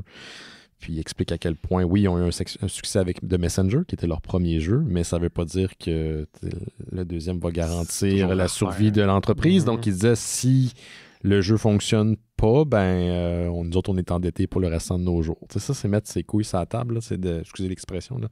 Ouais, mais vraiment. D'y mettre toute son énergie, puis de récolter après le fruit de tes efforts comme ça, c'est bravo. Je pense que j'aimerais ça peut-être les recevoir à l'émission. On pourrait peut-être essayer d'étendre... Lançons l'invitation. Oui, on pourrait lancer l'invitation. Pour vous, mettons, là, vous êtes dans les souliers là, des gens là, chez Sabotage Studio. Qu'est-ce que vous faites comme troisième jeu? Là, c'est un studio qui est spécialisé dans le rétro, là, dans le rétro gaming. On rend des hommages à des classiques en pixel art. Là, The Messenger, c'était plus comme un truc de ninja. Là, on est vraiment dans un RPG classique. Qu'est-ce qui reste? Qu'est-ce qui reste? Parce qu'il en reste, il y a les Swamp, je sais pas comment t'appelles ça, là, les jeux de vaisseaux qui a plein d'affaires à l'écran en même temps. Ah ouais. À la Space Invader, genre. Ouais, si on veut. Mais bonne question, je sais pas. Dans l'entrevue, justement, dans le documentaire, il se fait poser la question, est-ce qu'il serait ouvert à créer des jeux 3D? Puis il dit oui, il ferme pas la porte, mais il faudrait que ça soit comme dans la veine de ce qu'on fait avec le pixel art. Donc, inspiré d'une certaine période du jeu vidéo. Ouais. Donc peut-être début, je sais pas moi, de la 64 PlayStation 1, ça pourrait être quelque chose. Parce que cet esthétisme-là revient d'ailleurs en passant. Là. Il y a tout un courant qui s'appelle Haunted PlayStation où on reprend des jeux. Parce qu'il y a de quoi de très... tu sais, la Uncanny Valley dans ces jeux-là, là, où les limitations de la technologie de l'époque faisaient en sorte qu'on... Il y avait pas beaucoup de... On voyait pas vraiment beaucoup devant nous autres. Il y avait des choses qui n'étaient pas loadées. Ça crée comme une espèce d'éclatante étrangeté. Donc, ça revient à la mode, ce type de jeu-là. Peut-être que ça pourrait être une avenue pour sabotage, mais qui sait. C'est les autres ils ont l'air à savoir ce qu'ils font, fait que écoutez pas ce que je dis. Ouais, c'est ça. Ça a l'air d'être des méchants fans là, de cette époque-là. Ouais, mais bravo, j'irais dans la veine des vieux King's Quest. Genre, tu sais, comme proto point and click, que tu cliquais pas, que tu rentrais une commande en DOS, là, puis il fallait que tu trouves le bon mot, là. Puis que là, on était jeunes, puis on parlait pas anglais, puis c'était impossible pour nous, là. Ouais. Times. Old school RPG. Fait que ta suggestion, c'est de créer une expérience excessivement frustrante pour les futurs joueurs. C'est ça? Ouais. Oui, il faut qu'ils se rappellent comment que c'était dans le temps. Dans le temps qu'on travaillait fort pour gagner nos jeux. Passer au travers. Un point de clic, ça pourrait être cool. C'est bon. Je sais pas si c'est le genre d'affaire. Ouais. On va aller avec toi, Laurent. Oh, attends, en passant avant que Yoann me tape sur les doigts, le jeu est disponible sur Game Pass. Si vous êtes inscrit à Game Pass, il est disponible. Comme Starfield, d'ailleurs. Vous dites Sea of Stars, là, on a lu une BD, un comic de science-fiction qui s'appelait Sea of Stars l'année passée, ça n'a pas de rapport. Ça n'a pas de rapport, non, c'est complètement indépendant. On va avec toi, là. C'est bon. Vas-y donc, Laurent. C'est tellement le beat que je vais mettre quand je vais faire de la tyrolienne dans la bouche de Godzilla. Là. Ouais. Genre... Bonne chance. Je peux te donner une jingle, mais je n'aurai pas de billet. D'ailleurs, peux-tu te dire que là, tu t'en vas à quoi? À Jurassic Park en ice? Ah oui, c'est fait déjà. Ah, c'est fait déjà, mais qu'est-ce que c'était quoi cette oui, c'était vraiment dernière minute. C'était pas tout à fait... c'était en ice, mais pas avec des patins. OK. Fait que dans une aréna, mais pas de glace. C'était au Centre Bell, mais pas de glace. Il y avait des gens en soute de marionnettes de dino, mais plus dans le prochain épisode de C'est quoi le Raptor? Parce qu'il faut que je remplisse l'exclusivité, c'est ça? On a eu des biais, hein? faut qu'on justifie ça. Je vais vous parler d'un autre manga, par exemple. Je peux savoir une question avant? Étiez-vous les seuls adultes pas accompagnés d'enfants? Non, je pense que j'ai vu un autre couple de personnes âgées qui, je ne sais pas qu'est-ce qu'ils faisaient là, en quelque part aussi, mais peut-être que c'était tout. Les gros fans de Michael Crichton, puis ils voulaient voir comment c'était le passé chapitre allait se décliner. Si j'avais à le résumer très très brièvement, là, je dirais théâtre destiné à des enfants de 5 ans, mettons. Ouais, c'est pas bien surpris. L'aventure. Ça a duré combien de temps? C'était genre 1h45 qu'il y avait un entracte même. C'est long. Oh, c'est long! Ouais, mais pour un enfant de 5 ans, c'est ben trop long. Oui, mais tu sais, c'est comme... c'est tellement hyper comme affaire. Il y a tellement tout le temps de quoi qui se passe qu'il n'y a pas grand-chose qui fait du sens, mais tous tes sens sont stimulés constamment, tu sais, fait que tu t'en rends pas compte. Comme un épisode de Bob l'éponge. Ouais, c'est ça. Ouais, moins drôle. Y avait-tu beaucoup de monde? Écoute, c'était pas mal plein. C'était pas mal plein, mais on parle d'un genre demi-Centre Bell, mettons. Quand même. Ça reste 10 000 personnes, ça, là. Peut-être pas du monde jusqu'en haut, par exemple. OK. Tu as vu comment on a été capable de le faire parler? Ouais. On s'en est même pas rendu compte. Écoute. Fait que t'as fait ta chronique. C'est ça. Damn! J'allais parler d'un manga, là. Vas-y donc, tu peux parler de ton manga pareil. J'ai lu beaucoup de mangas, hein, de toute évidence. Oui, qu'est-ce qui se passe avec toi? T'es dans ta phase manga? C'est parce que des fois, on dirait que c'est la partie des nouveautés que j'oublie. Puis là, je suis tout le temps, comment c'est vrai, je voulais lire ça. Puis là, je pars avec tout en même temps. Ça s'accumule chez nous, fait que j'essaie de régler ça. J'ai lu une nouvelle série qui s'appelle Itomoji. J'ai lu ça parce que c'est la nouvelle série d'un gars qui s'appelle Motoro Maz, qui avait fait une courte série d'anticipation qui s'appelle Ikigami, jadis, qui était vraiment très bonne, qui était un peu Ikigami, c'était un peu comme 100 Bullets, là, mettons, le comics, là, sauf qu'à la place de devenir avec une mallette pleine de balles puis un fusil, c'est un gars qui vient te voir puis qui dit « Salut, dans 24 heures, tu vas mourir. » Parce qu'il y a comme... il y a comme un Death Note. Ouais, mais c'est comme dans cet univers-là, dans ce futur-là, c'est une façon qu'ils ont réglé, qu'ils ont choisi pour gérer qu'il y ait trop d'humains sur Terre. C'est qu'à leur naissance, il y a comme une personne sur 100 qui est injectée avec un truc qu'une monnaie à date fixe, ils vont mourir. C'est chiant. Ouais. C'est chiant. Fait que, tu sais, pas cool, ça, man. Non, pas très cool. Puis, fait que c'est ça, tu sais, Ikigami, c'était vraiment, tu sais, le personnage principal, c'était le gars qui venait annoncer aux personnes qu'il y avait 24 heures à vivre, puis chaque chapitre, dans le fond, tu suivais un personnage, qu'est-ce qu'il faisait de ces 24 heures-là, tu sais, est-ce que tu vas régler des shit, est-ce que tu vas parler à des gens que tu n'as pas vus depuis, ou tu fais une tournée d'adieu, est-ce que tu te fâches, puis tu essaies de te rebeller contre le système, blabla.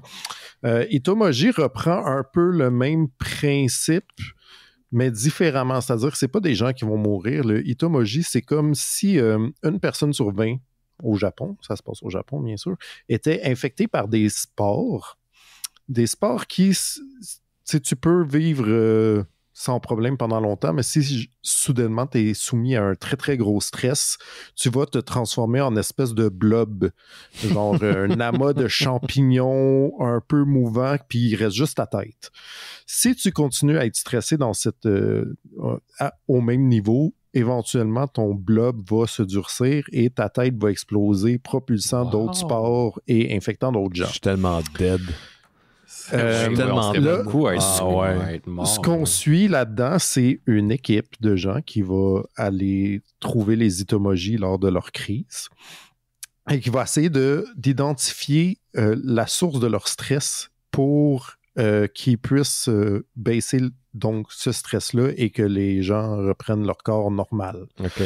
Fait que là, dans le premier volume, il y a possibilité de revenir. Okay. Dans le premier volume, mettons, la première histoire, c'est un gars que sa femme l'a laissé avec leur petite fille, puis que là, la petite fille, c'est comme si sa mère, elle montait contre lui, puis la petite fille, elle veut moins le voir. Elle lui a dit qu'il faisait plus partie de la famille. Lui, il est vraiment comme... c'est comme pas... C'est pas son père biologique, mais il l'aime vraiment comme si... Puis il a vraiment peur de perdre sa fille qu'il a élevée tout ce temps-là. Puis là, il se transforme en gros champignon. Puis là, les gens, faut donc qu'ils aillent voir son ex à lui, puis ils disent « Ouais, là, il faudrait vraiment que tu y laisses voir ta fille, là, puis que, tu sais, je sais que c'est pas facile, votre relation, puis là, qui essaie de rebâtir un peu sa cellule familiale, si on veut, de façon à ce que lui meure pas, la tête explosée en sport. Puis là, la deuxième qu'on suit, mettons, c'est comme une fille qui s'est fait laisser puis qui a développé une grosse addiction à l'alcool, mais aussi une addiction comme à son ex. Puis là, il essaie d'aller voir l'ex, pas pour qu'il reprenne avec, mais genre pour qu'il se règle leur shit, puis faire réaliser à elle que ce qu'elle fait à son ex, c'est du harcèlement, puis que c'est pour ça qu'il est alcoolique, puis que c'est super, en tout cas. Fait que c'est comme des problèmes super concrets, mais tout ça avec des gens qui ont comme une tête flottante sur un amas de champignons. Non, mais weird, genre. Je suis comme, OK, je sais pas trop combien de temps il peut étirer ça, mais à date, je suis quand même intrigué, là, puis c'est comme vraiment comme une équipe tout-terrain qui est comme, OK, il faut vraiment qu'on identifie qu'est-ce qui fait que cette personne-là est comme en breakdown, genre. Fait que... Tout ça est tellement japonais, là. Tout ça, genre. Tous les éléments du concept sont très japonais, là. C'est vrai. Le stress, les monstres... Ouais. En même temps, il y a tellement un lien conducteur entre les deux œuvres. Là, de la façon que tu en parles, c'est l'idée que ton temps est compté puis tu le sais pas, ou je sais pas, il y a un lien par rapport au temps. Que une idée que chacun peut... c'est un intérêt vers les chemins que chaque individu peut prendre face à une situation très semblable aussi. Comme vraiment un intérêt, je trouve, anthropologique, mais dans un contexte de science-fiction, tu sais. Fait que, voilà, à date, je suis bien intrigué. Il y a déjà un tome 2 qui vient juste d'arriver, là. Je vais sûrement essayer de checker, voir si ça se maintient. Je vous en reparlerai. Génial, génial. On va continuer avec... Répétons le titre, s'il te plaît, pour les gens à la maison. Itomoji, avec un H. Comme à l'habitude, de toute façon, j'écris habituellement les sujets dans le descriptif de l'épisode. On va continuer avec Gauthier. Je n'ai plus de nouvelles. Ah, ben, ça va être à moi d'abord. Excellent. C'est ma nouvelle. Ça arrive.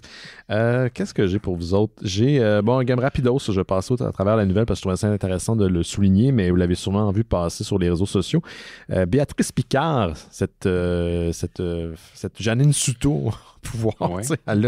C'est un monument. C'est Marge, ça. C'est Marge, ben oui, c'était Marge en fait, elle prêtait sa voix au personnage de Marge dans la traduction québécoise des Simpsons depuis plusieurs années. Elle l'a fait en fait jusqu'à tout récemment, de 89 à 2023. Elle l'a fait pendant 33 ans et elle avait pris sa retraite plus tôt cette année et là, elle a annoncé récemment dans un salon qu'elle sera de retour en tant que Marge, parce que la comédienne qui l'a remplacée, une certaine Chantal Barry, doit se faire opérer. Donc, la semaine prochaine, cette semaine, Béatrice Picard reprend le flambeau de Marge Simpson le temps que Mme Barry se fait opérer. Donc, je voulais juste souligner que cette femme-là est comme incroyable. Je pense qu'elle a 93 ans. Elle est imbattable. Elle fait des salons. Ça fait des années qu'elle acte. Puis c'est la voix de Marge dans ma tête. Genre. Ce personnage peut pas avoir. La pénurie de main-d'œuvre, c'est pas à cause d'elle. Non, c'est pas à cause d'elle. Parce que... Bravo, Béatrice. Tu fais ta part en esti. Voilà. Fait que ça, je voulais le souligner. Sinon, j'ai écouté une couple d'affaires durant mon week-end, puis je voulais vous en parler. Le premier truc dont je vais vous parler, puis soyez indulgents parce que c'est un petit peu difficile à décrire, c'est un documentaire. Puis là, je mets des gros Christy de guillemets radiophoniques, très gluants, sur un film qui s'appelle... autour de documentaire. C'est un film qui s'appelle The Unbinding. C'est réalisé par un certain Carl Pfeiffer qui a réalisé d'autres séries web comme Alien. Et ce gars-là, il est associé à un groupe de guillemets radiophoniques, de chercheurs en paranormal. C'est un jeune couple qui s'appelle Greg Newkirk et Daniel Newkirk. Et les Newkirk, depuis des années, ils sont dans le milieu du paranormal. Puis si vous n'êtes pas au courant aux États-Unis, là, ça peut être une business. Puis dans ce business-là, il y a du monde de bonne foi qui croient vraiment à ce qu'ils font, qui expérimentent, et il y a des gens qui sont excessivement, houleux, qui vont un peu abuser de la naïveté des gens. À ce jour, je ne peux pas vous dire où se situent les Newkirk dans cette équation. Je crois à une certaine sincérité dans leur démarche, que quand tu écoutes leurs documentaires puis les nombreuses web-séries qu'ils ont faites, je les trouve excessivement naïfs, puis ça me fait rire de les voir aller. Ils veulent tellement. C'est épouvantable. Mais ils sont attachants pour vrai. C'est ça l'affaire. Ils ont un musée qui s'appelle The Traveling Museum of the Paranormal and the Occult. Puis ils ont un podcast qui s'appelle The Haunted Object Podcast. Leur podcast il est disponible en ce moment sur Internet. C'est un vidcast aussi. La direction artistique de ce podcast-là est écœurante. C'est vraiment hot. Puis ils sont attachants, ils sont intéressants, mais ils sont un peu naïfs. Tout ce qu'ils font, c'est visuellement, artistiquement super intéressant, super poussé. Entre autres parce qu'ils s'associent souvent avec Carl Pfeiffer, avec lequel ils ont fait une série qui s'appelait Alien, où c'est un genre de... C'est presque un genre de... Tu sais, d'écriture automatique, mais en série web. Où est-ce qu'ils partent, puis ils disent « Hey, on est à la recherche d'un mystère, puis ça nous amène dans telle affaire, puis là-dedans, ils mettent du folklore, puis plein de trucs. C'est à se rire, à se rouler par terre par moment à quel point ils boivent leur propre Kool-Aid. Mais encore une fois, je les trouve cute, je les trouve hot de les voir aller. Puis ils viennent de sortir des Unbinding, c'est, selon leur dire, eux qui ont reçu une statuette il y a plusieurs années pour leur musée. Et cette statuette-là, elle est tentée par, est-ce que c'est une entité? Est-ce que c'est un dieu nordique? Est-ce que c'est whatever? Et c'est eux qui, dans le sirop le plus épais, en termes de... C'est sirupeux, là, ce qu'ils font. Là. Pendant 1h45, ils nous expliquent à quel point cette affaire-là leur a amené du malheur, puis il y avait des traces d'eau dans leur appartement, puis on a scanné la statue, puis elle nous envoyait des messages, puis... Mais c'est fucking divertissant. Mais Colin, que tout le long, je suis comme, guys, pour vrai, là, je sais pas comment expliquer. Je sais pas comment vous l'expliquer. Puis il y a du monde là, qui ne jure que par les Newkirk. C'est un peu les OG du paranormal. C'est un peu la nouvelle génération aussi. Ils savent que le branding, c'est aussi important quand tu racontes ton histoire. Fait que c'est un documentaire où vous n'allez rien voir de particulièrement choquant ou de révélateur. À un moment donné, il y a du footage d'une caméra de surveillance. Puis ils sont comme, regardez, vous avez vu, elle a bougé. Puis je suis comme, non, c'est ta caméra dans la nuit. Puis c'est super pixelisé. Puis les pixels n'arrêtent pas de bouger. Fait que c'est ça qui bouge. T'sais. Mais c'est $6,99 si vous voulez louer sur Apple TV ou sur Amazon Prime. Je pense que pour vrai, vous pourriez commencer par Alien, il y a 2 saisons, qui est gratuit sur YouTube. Pensez après Haunted Object Podcast. Puis vous le savez, moi, je suis un sceptique, mais je suis un sceptique qui aime bien être diverti par ces affaires-là. Mais j'ai aussi une intolérance à la bullshit qui utilise les gens. Je pense pas qu'ils sont dans cette zone-là. Mais si ça vous intéresse de quelque chose là, pour vous mettre dans le mood d'Halloween, commencez par lire le podcast, puis si ça vous intéresse, écoutez éventuellement d'Unbinding. Mais je serais pas surpris que dans 3 mois, ils soient sur YouTube parce qu'ils finissent tout le temps par mettre leur projet sur YouTube. Donc, c'est de la schlock, mais c'est de la belle schlock. C'est dans une belle boîte. C'est ça que je voulais dire. Ça commence bien notre Spooky Season. Exactement. J'essaie de me mettre dans Spooky Season. Puis quand je me suis levé ce matin, il faisait frais. Fait que je me dis, là, c'est le temps. Là, c'est le temps. Sinon, j'ai écouté un documentaire sur Netflix qui s'appelle Scott Honor, The Secret Files of the Boy Scout. Trigger warning en ce moment. C'est un documentaire sur les dizaines de milliers d'agressions sexuelles qui ont eu lieu dans le mouvement des scouts aux États-Unis. C'est réalisé par un certain Brian Knappenberger, pardon. C'est un super de bon documentaire, hyper renseigné, super intéressant, mais très difficile à écouter. Puis vous allez me dire, c'est un peu difficile d'empêcher des pédophiles, genre de mettre la main sur des enfants quand ils veulent joindre un groupe qui est essentiellement composé de bénévoles. Et c'est là où le documentaire il dit non, il y a des choses qui peuvent être faites, qui n'ont jamais été faites et qui n'ont jamais été mises en place par l'Association des Scouts of America. En fait, ce qu'on apprend, puis ça, c'est pas un spoiler, c'est connu depuis longtemps, c'est qu'il y avait une liste, un registre des gens qui faisaient partie de l'organisation, qui faisaient des gestes absolument épouvantables et qui passaient de troupe de scouts à troupe de scouts parce qu'on les laissait aller. On les laissait faire. Et c'est des affaires épouvantables de même. Éventuellement, toute cette affaire-là remontait à la surface. 82 000 personnes depuis les années 60. C'est fou, là. C'est débile. Mais le documentaire est fait super bien, avec respect. Ça a l'air bizarre à dire ce que je veux dire, mais c'est un beau documentaire. Tu sais, des fois, des documentaires qu'on dirait qu'ils veulent camoufler leur incompétence par du graphique qui sert à rien. Là, c'est qu'il y a une super de mise en page. C'est super bien réalisé. Toute proportion gardée, on a un peu la même situation en ce moment au Québec. Une des bonnes choses que le ministre de l'Éducation, Bernard Drinville, a fait récemment, c'est d'essayer de régler ça. C'est que l'information d'une commission scolaire n'est pas centralisée par rapport au sex offender n'est pas partagée. Puis t'es comme, guys, puis tu sais, quand tu disais justement, il y a du monde qui se promenait d'un groupe scout à l'autre, au Québec, il se passait jusqu'à comme cette année, là, exactement. D'une école à l'autre. C'est le même problème qu'il y avait avec les dossiers criminels aux États-Unis il y a quelques années. On ne le partageait pas. Il y a aussi l'informatisation là-dedans qui est terrible. Mais il faut que tu aies la vision. Les moyens sont là quand tu as la vision de prendre des gestes. Ce qu'on souligne, puis c'est épouvantable dans le documentaire, c'est que l'association des scouts était au courant. Il n'y avait juste pas la volonté. Puis c'était probablement une question de réputationnelle et d'argent. Partout, c'est juste ça. Puis ils font des parallèles, bien sûr, avec la religion catholique, mais c'est beaucoup plus nuancé que ça. Mais les Mormons aussi avec une influence importante dans le mouvement scout. Il y a plusieurs religions qui pouvaient être sponsors de troupes de scouts. Donc, il y avait... En tout cas, c'est super bien expliqué. Si vous êtes abonné à Netflix, vous êtes encore abonné à Netflix, allez jeter un coup d'œil à ce documentaire-là, mais comme je vous dis, ça peut être hard. Il y a une couple de fois que j'ai dû arrêter. J'étais comme, OK, c'est intense. Donc, Scout Honor, The Secret Files of the Boy Scouts, rentre un peu dans je dirais le true crime, quand même, au niveau de l'approche. Puis le dernier truc que j'ai écouté, ça fait quand même un petit bout de temps, mais Simon Chénier m'a prêté son accès à son Plex, puis il y a plein de belles découvertes là-dessus, vraiment fucking weird. Beaucoup de thrillers érotiques.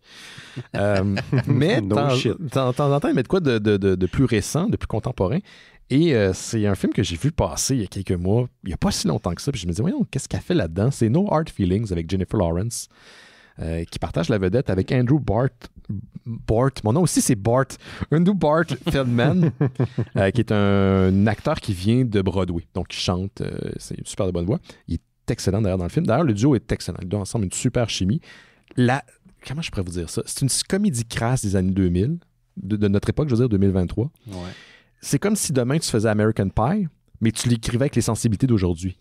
À quoi ça ressemblerait pour que ça soit quand même sensible, mais aussi drôle, puis tu sais, comme vraiment drôle? C'est ça, ce film-là. C'est pas Booksmart? Il y a des gens qui ont souligné Booksmart, mais c'est dans cette mouvance-là où on refait des nouvelles comédies qui peuvent être choquantes, voire hyper drôles, puis super wrong, mais en même temps très, très sensibles. On est là-dedans. Je vais vous dire la prémisse, là, c'est parce que vous allez voir, vous allez dire, voyons, qu'est-ce que Jennifer Lawrence qui a gagné un Oscar, pourquoi elle est là-dedans? C'est une jeune femme qui est sur le point de perdre sa maison. Puis elle doit avoir accès à une voiture pour pouvoir arrondir ses fins de mois. Parce qu'elle est, en plus d'être waitress dans un petit village côtier, je pense que c'est au Maine, elle doit être Uber. Elle doit être conductrice de Uber. Mais elle a besoin d'une voiture, donc il y a des jeunes riches qui vont dans cette communauté-là pour l'été, qui ont besoin d'engager quelqu'un pour un peu déniaiser son fils. Puis c'est tout ce que j'ai à dire, OK? Ah oui, je l'ai vu passer. Tout le monde l'a vu, puis je sais qu'est-ce que vous avez pensé parce que j'ai pensé la même chose. Détrompez-vous, là. Moi, il y a un moment dans ce film-là, je braillais, genre. Puis je suis très sensible aussi, là, mais j'avais les larmes aux yeux, je trouvais ça beau. C'était hot. Donc, Jennifer Lawrence, c'est une des productrices du film. C'est un de ses amis, le réalisateur Gene Sputnitsky, qui a mis de l'avant le projet. Il a réalisé, il a co-scénarisé. Donc, elle a lu le scénario, puis elle a full trippé. Boudez pas votre plaisir, comme on dit des fois, Mystérieux Étonnant. Ça vaut vraiment la peine. No hard feelings. Allez écouter ça. C'est super bon. Est-ce qu'il te restait quelque chose, toi, Laurent? Une toute petite affaire, mais en fait, une très grosse affaire, c'est que j'ai vu que Walt Disney a annoncé un coffret de collectionneur c'est un coffret de Blu-ray dans lequel il y aurait 100 de leurs films d'animation allant de Blanche-Neige en 1937 à Elemental de 2023, en passant par tous les classiques animés Aladdin, La Belle et la Bête, mais aussi des affaires qui n'étaient jamais sorties au cinéma, en tout cas comme entreposé à côté de la tête de Walt Disney dans la vault, c'est ça? Oui, c'est ça. Des affaires comme genre Peter Pan 2, puis le livre de la jungle 2, puis ce genre d'affaires-là. Ouais. Ils sortent tout ça dans un immense coffret qui, si j'ai bien compris, si tu fais de l'origami, va prendre la forme d'un espèce de livre de contes avec les posters originaux dedans, avec des oreilles de Mickey Mouse, un genre version trophée de cristal. Tout ça pour la modique somme de 1500 $, probablement US. Ouais, US. Moins hot. Ouais, fait qu'on parle vraiment d'un truc très de collectionneur. Il y a une prévente qui aura lieu dès le 18 septembre. L'objet en tant que tel sort le 14 novembre. Voilà, fait que c'est tous des films qui sont pour la plupart disponibles sur Disney+, je tiens à le rappeler, pour la modique somme écoute, pour 1500 $, je pense que tu es abonné pendant plusieurs années. Plusieurs années, mais sauf que ne sous-estime pas les fans invétérés de Disney. Oui, c'est du monde super dédié. Donc, c'est à eux que ça s'adresse. Je me demande à quel point, justement, ils ont tellement joué de la voûte que il n'y a pas du monde qui va être comme là, je le fais, là, je vais toutes les avoir, on n'en parle plus jamais, genre. Non, je pense que c'est plus cet item-là, je veux l'avoir parce qu'il va être limité, puis ça fait partie de l'histoire de Disney. Tu sais, j'en ai déjà parlé à l'émission, j'ai une fascination pour les gens qui sont fascinés sur les parcs d'attractions de Disney. Ouais. Puis il y a des gens qui vont aller, comme par exemple, la première fin de semaine du Spooky Halloween Season parce qu'il y a un t-shirt qui sort exclusivement dans telle boutique sur tel site de Disney World ou Disneyland. C'est des gens hyper dédiés, des fois qui habitent à proximité des parcs pour vivre leur passion pleinement. C'est fascinant. C'est troublant, là, mais c'est fascinant. Il y a des gens hyper dédiés au parc d'attractions de Disney pour ce genre de choses-là. C'est sûr qu'il y a un documentaire qui existe là-dessus. Oui, en fait, j'en avais parlé un petit peu. Off Disneyland, qui est un gars qui est un genre de YouTuber qui fait des documentaires plus ou moins longs.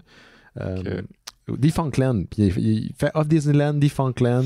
Il en fait plein. Là. Il peut te faire un documentaire de 40 minutes sur les corniches de telle place dans tel parc qui ont été enlevés puis retirés puis envoyés à telle autre place après. Puis c'est intense. C'est intense, mais c'est le fun à voir.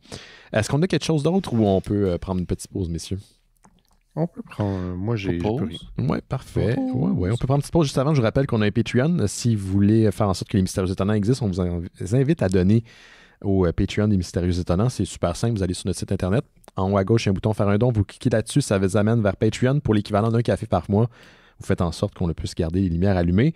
Là, on reprend le cycle justement de David Lynch. On en a parlé tout l'été avec mon ami Rémi. Guy est trop occupé de ce temps-ci, mais au moins Rémi et moi, on va pouvoir continuer. On va enregistrer ça cette semaine. Donc, la semaine prochaine, il risque d'avoir un épisode. On va s'en enregistrer plusieurs. Donc, vous êtes sûr de ne pas en manquer pour les prochaines semaines.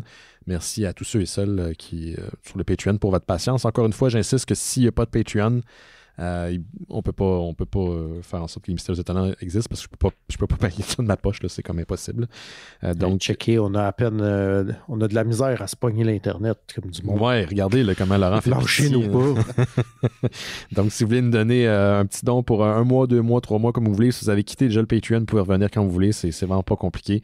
Puis en échange, on fait justement la série Bifurcation, on va commencer le cycle de Lynch, puis probablement qu'avec Rémi, on va faire aussi des trucs spéciaux pour l'Halloween, comme on le faisait l'année passée.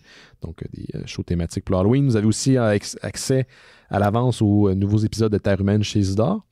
Et aussi, c'est ce qui est le plus important, peut-être pas le plus important, mais qui est quand même un bon petit nanan, vous avez accès au Discord des Mystérieux. Donc, si vous abonnez au Discord, envoyez-moi un message directement, je vais vous envoyer un petit lien. Puis, c'est une super communauté où les gens partagent des articles, discutent. On a recommencé à écouter des films durant la semaine. Et là, il y a le Spooky Season qui s'en vient, donc il va y avoir une programmation de films d'horreur. Ça va être pas mal nice. Puis la lutte, bien sûr, le dimanche.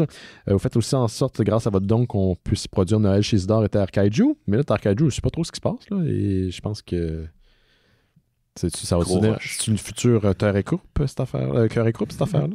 Terre et Croupe, ouais, c'est il y a trop de terre là-dedans. Donc, en tout cas, sinon, vous pouvez nous aider en partageant le show, en parlant de notre 5 étoiles sur iTunes, Spotify, toutes les plateformes de podcast. D'ailleurs, en parlant de plateformes, on est sur Apple Podcasts, Google Podcasts, Stitcher, Spotify, Amazon Music et les archives des Mystérieux Étonnants, l'entièreté. Elle est disponible sur notre site internet. Seulement 300 des derniers épisodes sont disponibles sur les fils RSS, c'est une restriction. Donc, le reste, c'est tout sur notre site au complet, mystérieuxétonnants.com. On est ici sur les plateformes de bullshit là, qui agrégèrent votre information, le Facebook, Instagram, ces affaires-là. Mais... on est surtout sur le Discord. D'ailleurs, tu étais mentionné sur le Discord hier, Laurent. Ah oui? Oui. Positivement? Ouais, je t'ai même tagué. Je me suis dit, si Laurent voit ce tag, peut-être que son billet sera payé. Mais t'es pas venu réagir, donc... What? Dommage. Faut aller voir de quoi il s'agissait. Mais c'est ça. On prend une petite pause. On revient dans quelques instants avec la BD de la semaine, Primordial. Vous écoutez Les Mystérieux Étonnants, on va maintenant parler du sujet de la semaine. Et cette semaine, il s'agit d'une bande dessinée Primordial de Jeff Lemire et Andrea Sorrentino. Voyons ce powerhouse, ce couple incroyable de la BD américaine, ça risque d'être super bon. C'est publié chez Image Comics et comme c'est Gauthier qui nous l'a suggéré, c'est lui qui va avoir le plaisir de nous la résumer. Oh non! OK, on part. Attachez-vous. Oui. On est en 1961. Dans une réalité qu'on sait pas trop si elle a été altérée ou pas. Du moins, le président Kennedy ne semble pas avoir été élu. Et le programme spatial américain, ainsi que celui des Soviets, ils ont été annulés, en fait, après que la pauvre petite Laika et que les 2 singes américains, Baker et... j'ai un blanc de mémoire. Bref, l'autre singe.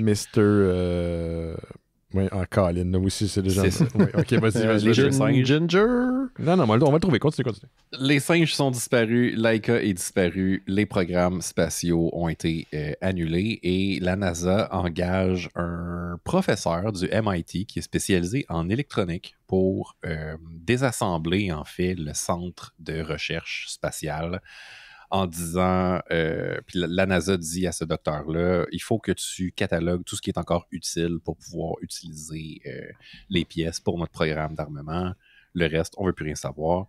Et pendant son investigation des lieux, le docteur va tomber sur des étranges données qui semblent vouloir dire que les singes ne seraient pas morts, finalement, même s'ils ne sont jamais revenus sur Terre. Genre, leurs données télémétriques cardiaques ont poursuivi... La diffusion de leur télémétrie a été poursuivie. A continué après, techniquement, que la capsule a explosé. C'est ce que la NASA prétend. Là. C'est donc, prémisse extraordinaire. Intrigante, intrigante, mystérieuse, engageante, qui promet beaucoup.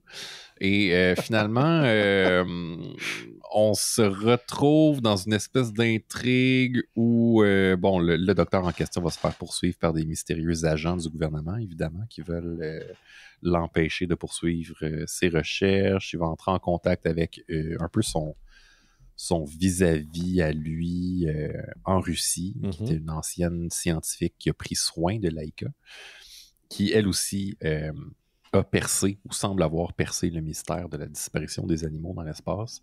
Et ensemble, ils vont travailler à sauver les animaux qui sont à quelque part. Oui, qui ont été absorbés par une force probablement extraterrestre, transportée ailleurs. Une autre dimension. Une autre dimension, mais il semble avoir une intelligence derrière. Là. Pensez à 2001 au-dessus de l'espace, une présence élusive extraterrestre. Ouais, fait que c'est ça. Ouais, c'est ça. C'est pas mal ça. On peut dire comment ça finit, si vous voulez. Bon, on spoil l'émission, fait qu'on peut spoiler, oui. OK. Ça finit en queue de poisson. Comment ça finit? Ça finit en queue de poisson, comme dit Benoît, où, en fait, les animaux réussissent aidés par des pouvoirs qui leur sont donnés par l'entité mystérieuse qu'on connaît pas. C'est comme s'ils leur mettaient un upgrade. Ouais, c'est ça. Ils deviennent comme intelligents, ils se gossent un vaisseau. Ou ils sont fait donner un vaisseau. Ouais, psychédélique. Puis ils reviennent sur la planète Terre. Fin. Ouais. Mais ils ramènent aussi quelque chose qui va permettre d'amener l'humanité à un prochain niveau. C'est pas. C'est ça qui se passe à la fin. Ben oui, parce que les mots qui sont employés, parce qu'ils parlent de better now, quand les deux singes reviennent intelligents ou plus intelligents, Laika est également mise à jour, si vous voulez. Ils disent better now. Puis à la fin, c'est ça. C'est que leur mission, c'était de ramener cette technologie-là pour faire de la Terre quelque chose qui est meilleur. Donc passer au prochain niveau de l'évolution humaine, parce que dans cette réalité-là, la guerre froide ne s'est jamais conclue. Et donc, le bloc soviétique s'est répandu en Europe. Et donc, on peut imaginer qu'il y a des tensions depuis ce temps-là.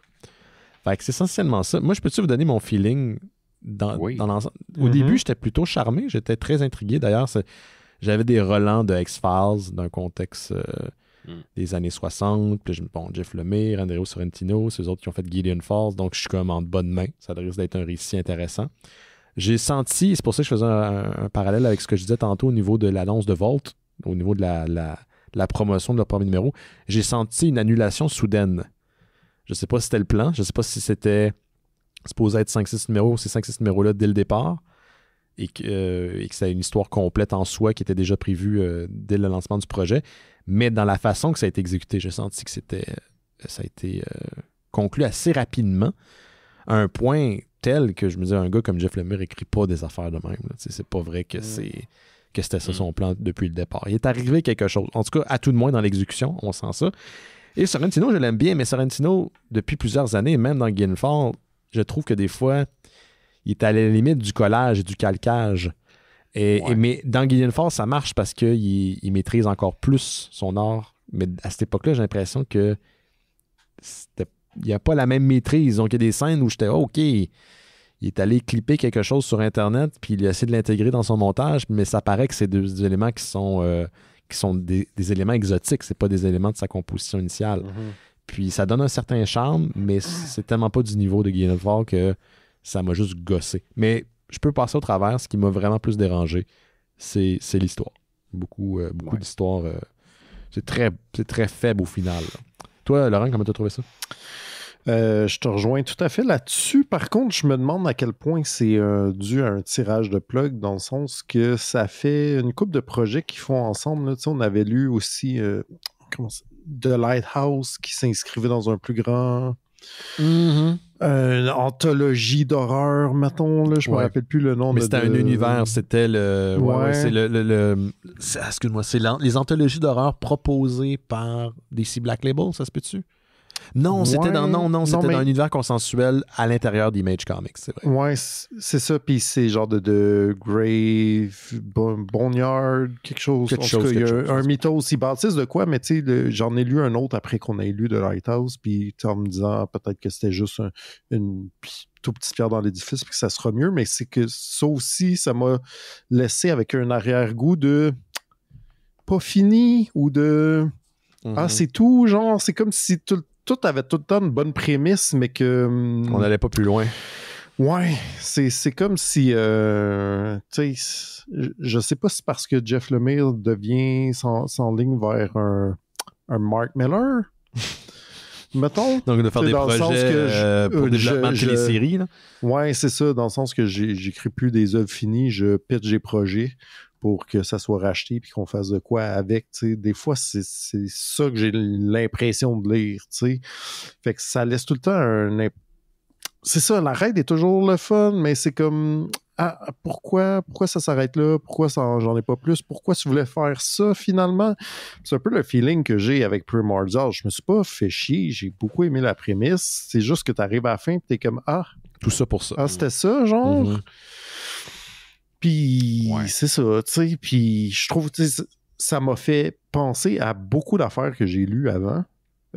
En premier lieu, à Witchery.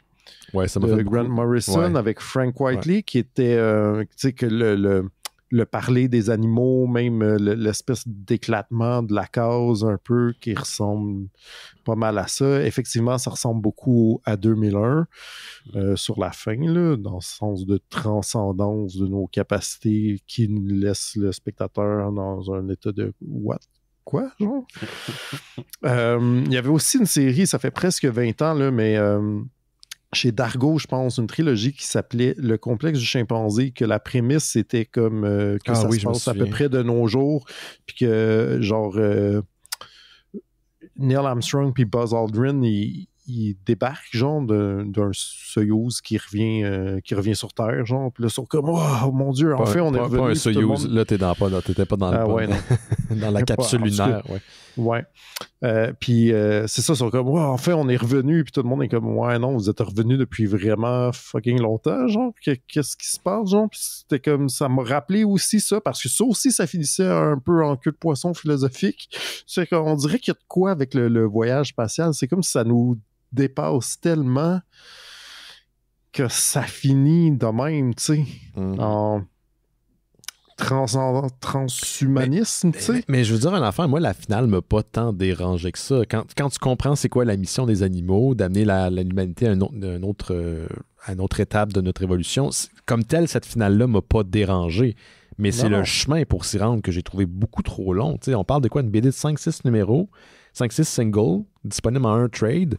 Puis t'as la première partie avec le scientifique que je trouve intrigante, mais toute l'histoire de Laika, Mr. Baker et Abel, ça c'est le singe qui est un petit peu plus grand parce qu'il y a 2 singes chez les Américains, ben c'est beaucoup trop long. Là.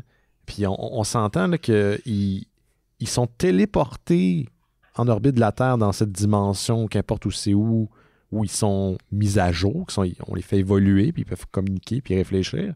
Mais leur voyage de retour dure des centaines, des dizaines d'années. C'est pas pourquoi le voyage de retour. Pages, là, ça dépend.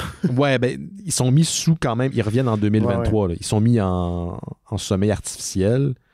Pourquoi l'aller, pourquoi le retour? Pourquoi la scientifique est au courant de tout ça? Elle l'aime en tabarnouche, son chien. Parce que c'est dans ses derniers moments de vie que finalement elle revient. Elle s'occuper d'un chien dans un laboratoire qui est envoyé dans l'espace, puis elle passe l'essentiellement de les prochaines années de sa vie à l'attendre. C'est bien spécial. Ouais. C'est vrai que toute cette prémisse-là de guerre froide est comme complètement oubliée. Là. C'est comme une monnaie, ça tire du gun, puis on est en 2023, puis t'es comme, qu'est-ce que... Ouais, le scientifique est mort, le personnage de la scientifique russe, ça a peu de répercussions, il n'y en a pas de problème. Non, c'est ça, finalement, elle est repartie chez elle, tranquillement. Petite tape sur l'épaule, c'est reconnu ça de la part des Soviétiques d'ailleurs, mais... c'est ça, j'ai comme... Moi, j'ai beaucoup de frustration par rapport à ça. Parce que il y a plein de choses que j'ai aimées. Tu voulais plus l'aimer que tu l'as aimé finalement. Vraiment. Comme, tu sais, le design graphique est super beau, je trouve. Il y a vraiment des belles compositions quand même. T'sais, même si c'est pas... tu sais, ils réinventent pas la roue, mais les compositions sont quand même vraiment super belles. Puis chaque partie, si tu les mets sur papier, comme si c'était juste des points de forme, là, sont quand même intéressantes. T'sais. Mais c'est comme si... Pour chaque partie, il manquait comme une intrigue intéressante. Ou tu sais, un peu de mystère. C'est comme si chaque trade, chaque comic, chaque issue pourrait être un trade en lui seul, tu sais, puis où on pourrait, tu sais, amener des fausses pistes, expliquer un petit peu le lore, pourquoi justement c'est une réalité parallèle. Est-ce que ça a un lien avec la disparition des animaux? Fait que tu sais, tout ça est comme pas expliqué. Puis encore une fois, tu te dis, bon, mais c'est-tu justement un pitch qu'ils font pour une série télé en se disant, ça, de toute façon, on va l'expliquer dans la série télé. C'est très frustrant. C'est très, très frustrant. C'est comme si, tu sais, il y a certains créateurs qui maintenant ont des get out of jail free cards, là, puis que les éditeurs ont tellement peur de perdre l'artiste en question qu'ils sont comme... Okay, on y donne, c'est ça. C'est comme des passes droites. C'est comme parce que quelqu'un aurait... un nouvel auteur, ou un auteur nouveau, là. Il a juste fait des circuits indépendants qui n'a jamais travaillé pour les Big Three, Marvel, DC, Image Comics. Il t'offre ça comme pitch, puis j'imagine que ton plan est final. Ben, ça passe pas. Je suis désolé, tu sais. Puis c'est d'autant plus décevant parce que je regarde un Gideon Falls qui se tient beaucoup plus, puis qui est beaucoup plus copieux aussi. Il y a plus de place pour se développer. Mais il y a de quoi là-dedans qui manque, tu sais. Puis, man, le personnage principal de l'ingénieur électricien, il sert à rien au final. On commence avec lui. Il va aller se faire buter en Allemagne de l'Est. Puis c'est l'autre qui prend le flambeau, j'imagine. Mais lui, comme tel, son parcours, il sert à absolument rien. Ben, c'est vrai qu'à la base, là, il nous sert à expliquer. À expliquer, ouais, c'est ça, exact. Oui, parce que la fille, elle avait pas de besoin de lui pour rien. Non, finalement. Au final, elle n'a jamais eu besoin de lui.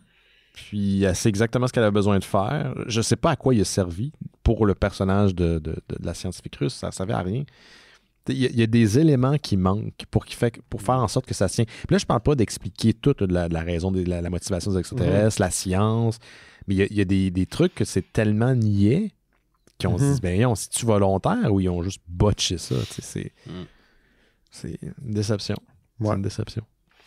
Mais je suis pas mécontent de l'avoir lu, étrangement, par contre. Je suis pas déçu. Je suis déçu, mais je suis pas... Ouais. Tu sais, des fois, il y a des BD qui te mettent en crise. Voyons, j'ai donc perdu mon temps. J'ai pas l'impression d'avoir perdu mon temps. Non, plus l'impression d'un rendez-vous manqué. Le rendez-vous manqué, c'est ça. Ouais. Si jamais vous la feuilletez, vous allez voir de quoi on parle. Il y a vraiment des super belles pages. Fait que moi, je recommande que vous achetez des posters. Si jamais. Faites-vous des posters. Là, si vous avez vraiment l'art, il y a des belles pages. En plus, je l'ai lu. J'ai lu la version française qui est sortie chez Urban, là, qui est un peu oversize, cartonné, super beau cover. C'est juste moi les pages respirent, tu sais. C'est juste moi qui ai vu qu'il y avait des trucs collés qu'on dirait que ça marchait pas. Je parlais tantôt. Ben, il y a beaucoup de visages qu'on dirait vraiment que c'est de l'après-photo. Ouais. C'est un style. C'est pas un style, je veux dire, c'est une méthode de travail là, qui peut être bien faite. Puis dans ce cas-ci, c'est pas mal intégré. C'est juste que parfois, je trouve que les expressions faciales des personnages sont étrangement peu adéquates par rapport à ce qui est dit, par rapport à la situation. Alors que, on aurait tendance à se dire, c'est d'après photo, ils peuvent prendre une photo exactement de l'émotion qu'ils veulent puis la dessiner. Que t'as besoin. Parfois, c'est pas ça que ça prend. Ça prend du dessin, du beau dessin. Comme toutes les pages avec les animaux, je trouve que c'est celles qui sont les plus intéressantes. Ouais, elles sont vraiment Des fois, ça fait un petit peu penser à du Moebius, c'est vraiment beau. Mais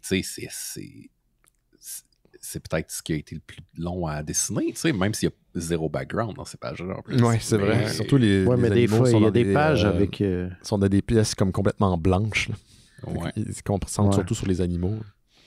Oui, mais après, il y a des pages avec genre 100 toutes petites cases dedans aussi. Ouais, mais ça, c'est ce que j'apprécie de Sorrentino. Il le faisait aussi dans Gideon Falls, c'est que il vient découper la réalité de la bande dessinée avec un moteur quelconque. Dans ce cas-ci, c'est le cube qui revient souvent. Ouais. Puis dans Gideon Falls, ça veut dire quelque chose. Dans cela, ça veut dire autre chose. Il y a comme la réalité se morfle, elle est en train de se métamorphoser. Elle est atomisée pour être reconstruite. Moi, je l'ai compris. Ça, je le vois. Là, c'est super bien utilisé. C'est très bien fait. C'est un bon mécanisme de storytelling. Mais c'est probablement à peu près la moitié de la BD que je me suis rendu compte que OK, on dirait qu'on sait pas où on s'en va. Parce qu'au départ, j'étais vraiment embarqué. J'étais vraiment investi par l'histoire du scientifique principal qui finit par mordre la poussière assez rapidement. Mais je pense que tu l'as bien dit, Laurent, si quelqu'un veut... si à la maison, vous voulez votre fixe d'animaux intelligents cute qui parlent, allez lire WeTree. Donc, WE3. C'est plus abouti quand même. Ah oui, beaucoup plus. Ben oui, puis t'as une finale qui fait du sens, puis c'est super touchant, puis les designs sont incroyables. C'est quand même Grant Morrison puis Frank Whiteley. Fait qu'on est en de bonnes mains. Mais ouais, il manque quelque chose. Je pense pas que... En fait, je vais vous poser la question, est-ce qu'on recommande la BD? Non. Même pas la cartonnée de Urban? Ben, non. Si vous êtes des fans finis de Jeff Lemire, puis que vous voulez tout lire, je pense pas que... C'est ça, je pense pas que c'est désastreux, mais il y a trop de choses à lire dans la vie pour que je vous la recommande chaudement. Ouais. Parfait.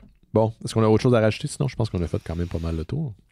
Ouais, quand même. Ouais, hein? On n'a pas grand-chose à dire. C'est une BD qui se lit très rapidement aussi. Hein? Ouais, quand même. C'est étonnant à quel point on peut voir ça rapidement au travers. Ben, merci, M. Laurent. Merci, M. Gauthier. Merci, on se voit la semaine prochaine. D'ailleurs, la semaine prochaine, Jake et notre ami Simon Chénier vont être présents à l'émission. Si vous avez la chance d'aller donner au Patreon de Mystères Étonnants, on vous encourage, on vous invite à le faire en fait. Merci beaucoup pour ceux et celles qui le font déjà. Puis pour les autres, on se voit sur le Discord durant la semaine. Faites attention à vous autres. On se voit bientôt. Ciao. Bye bye.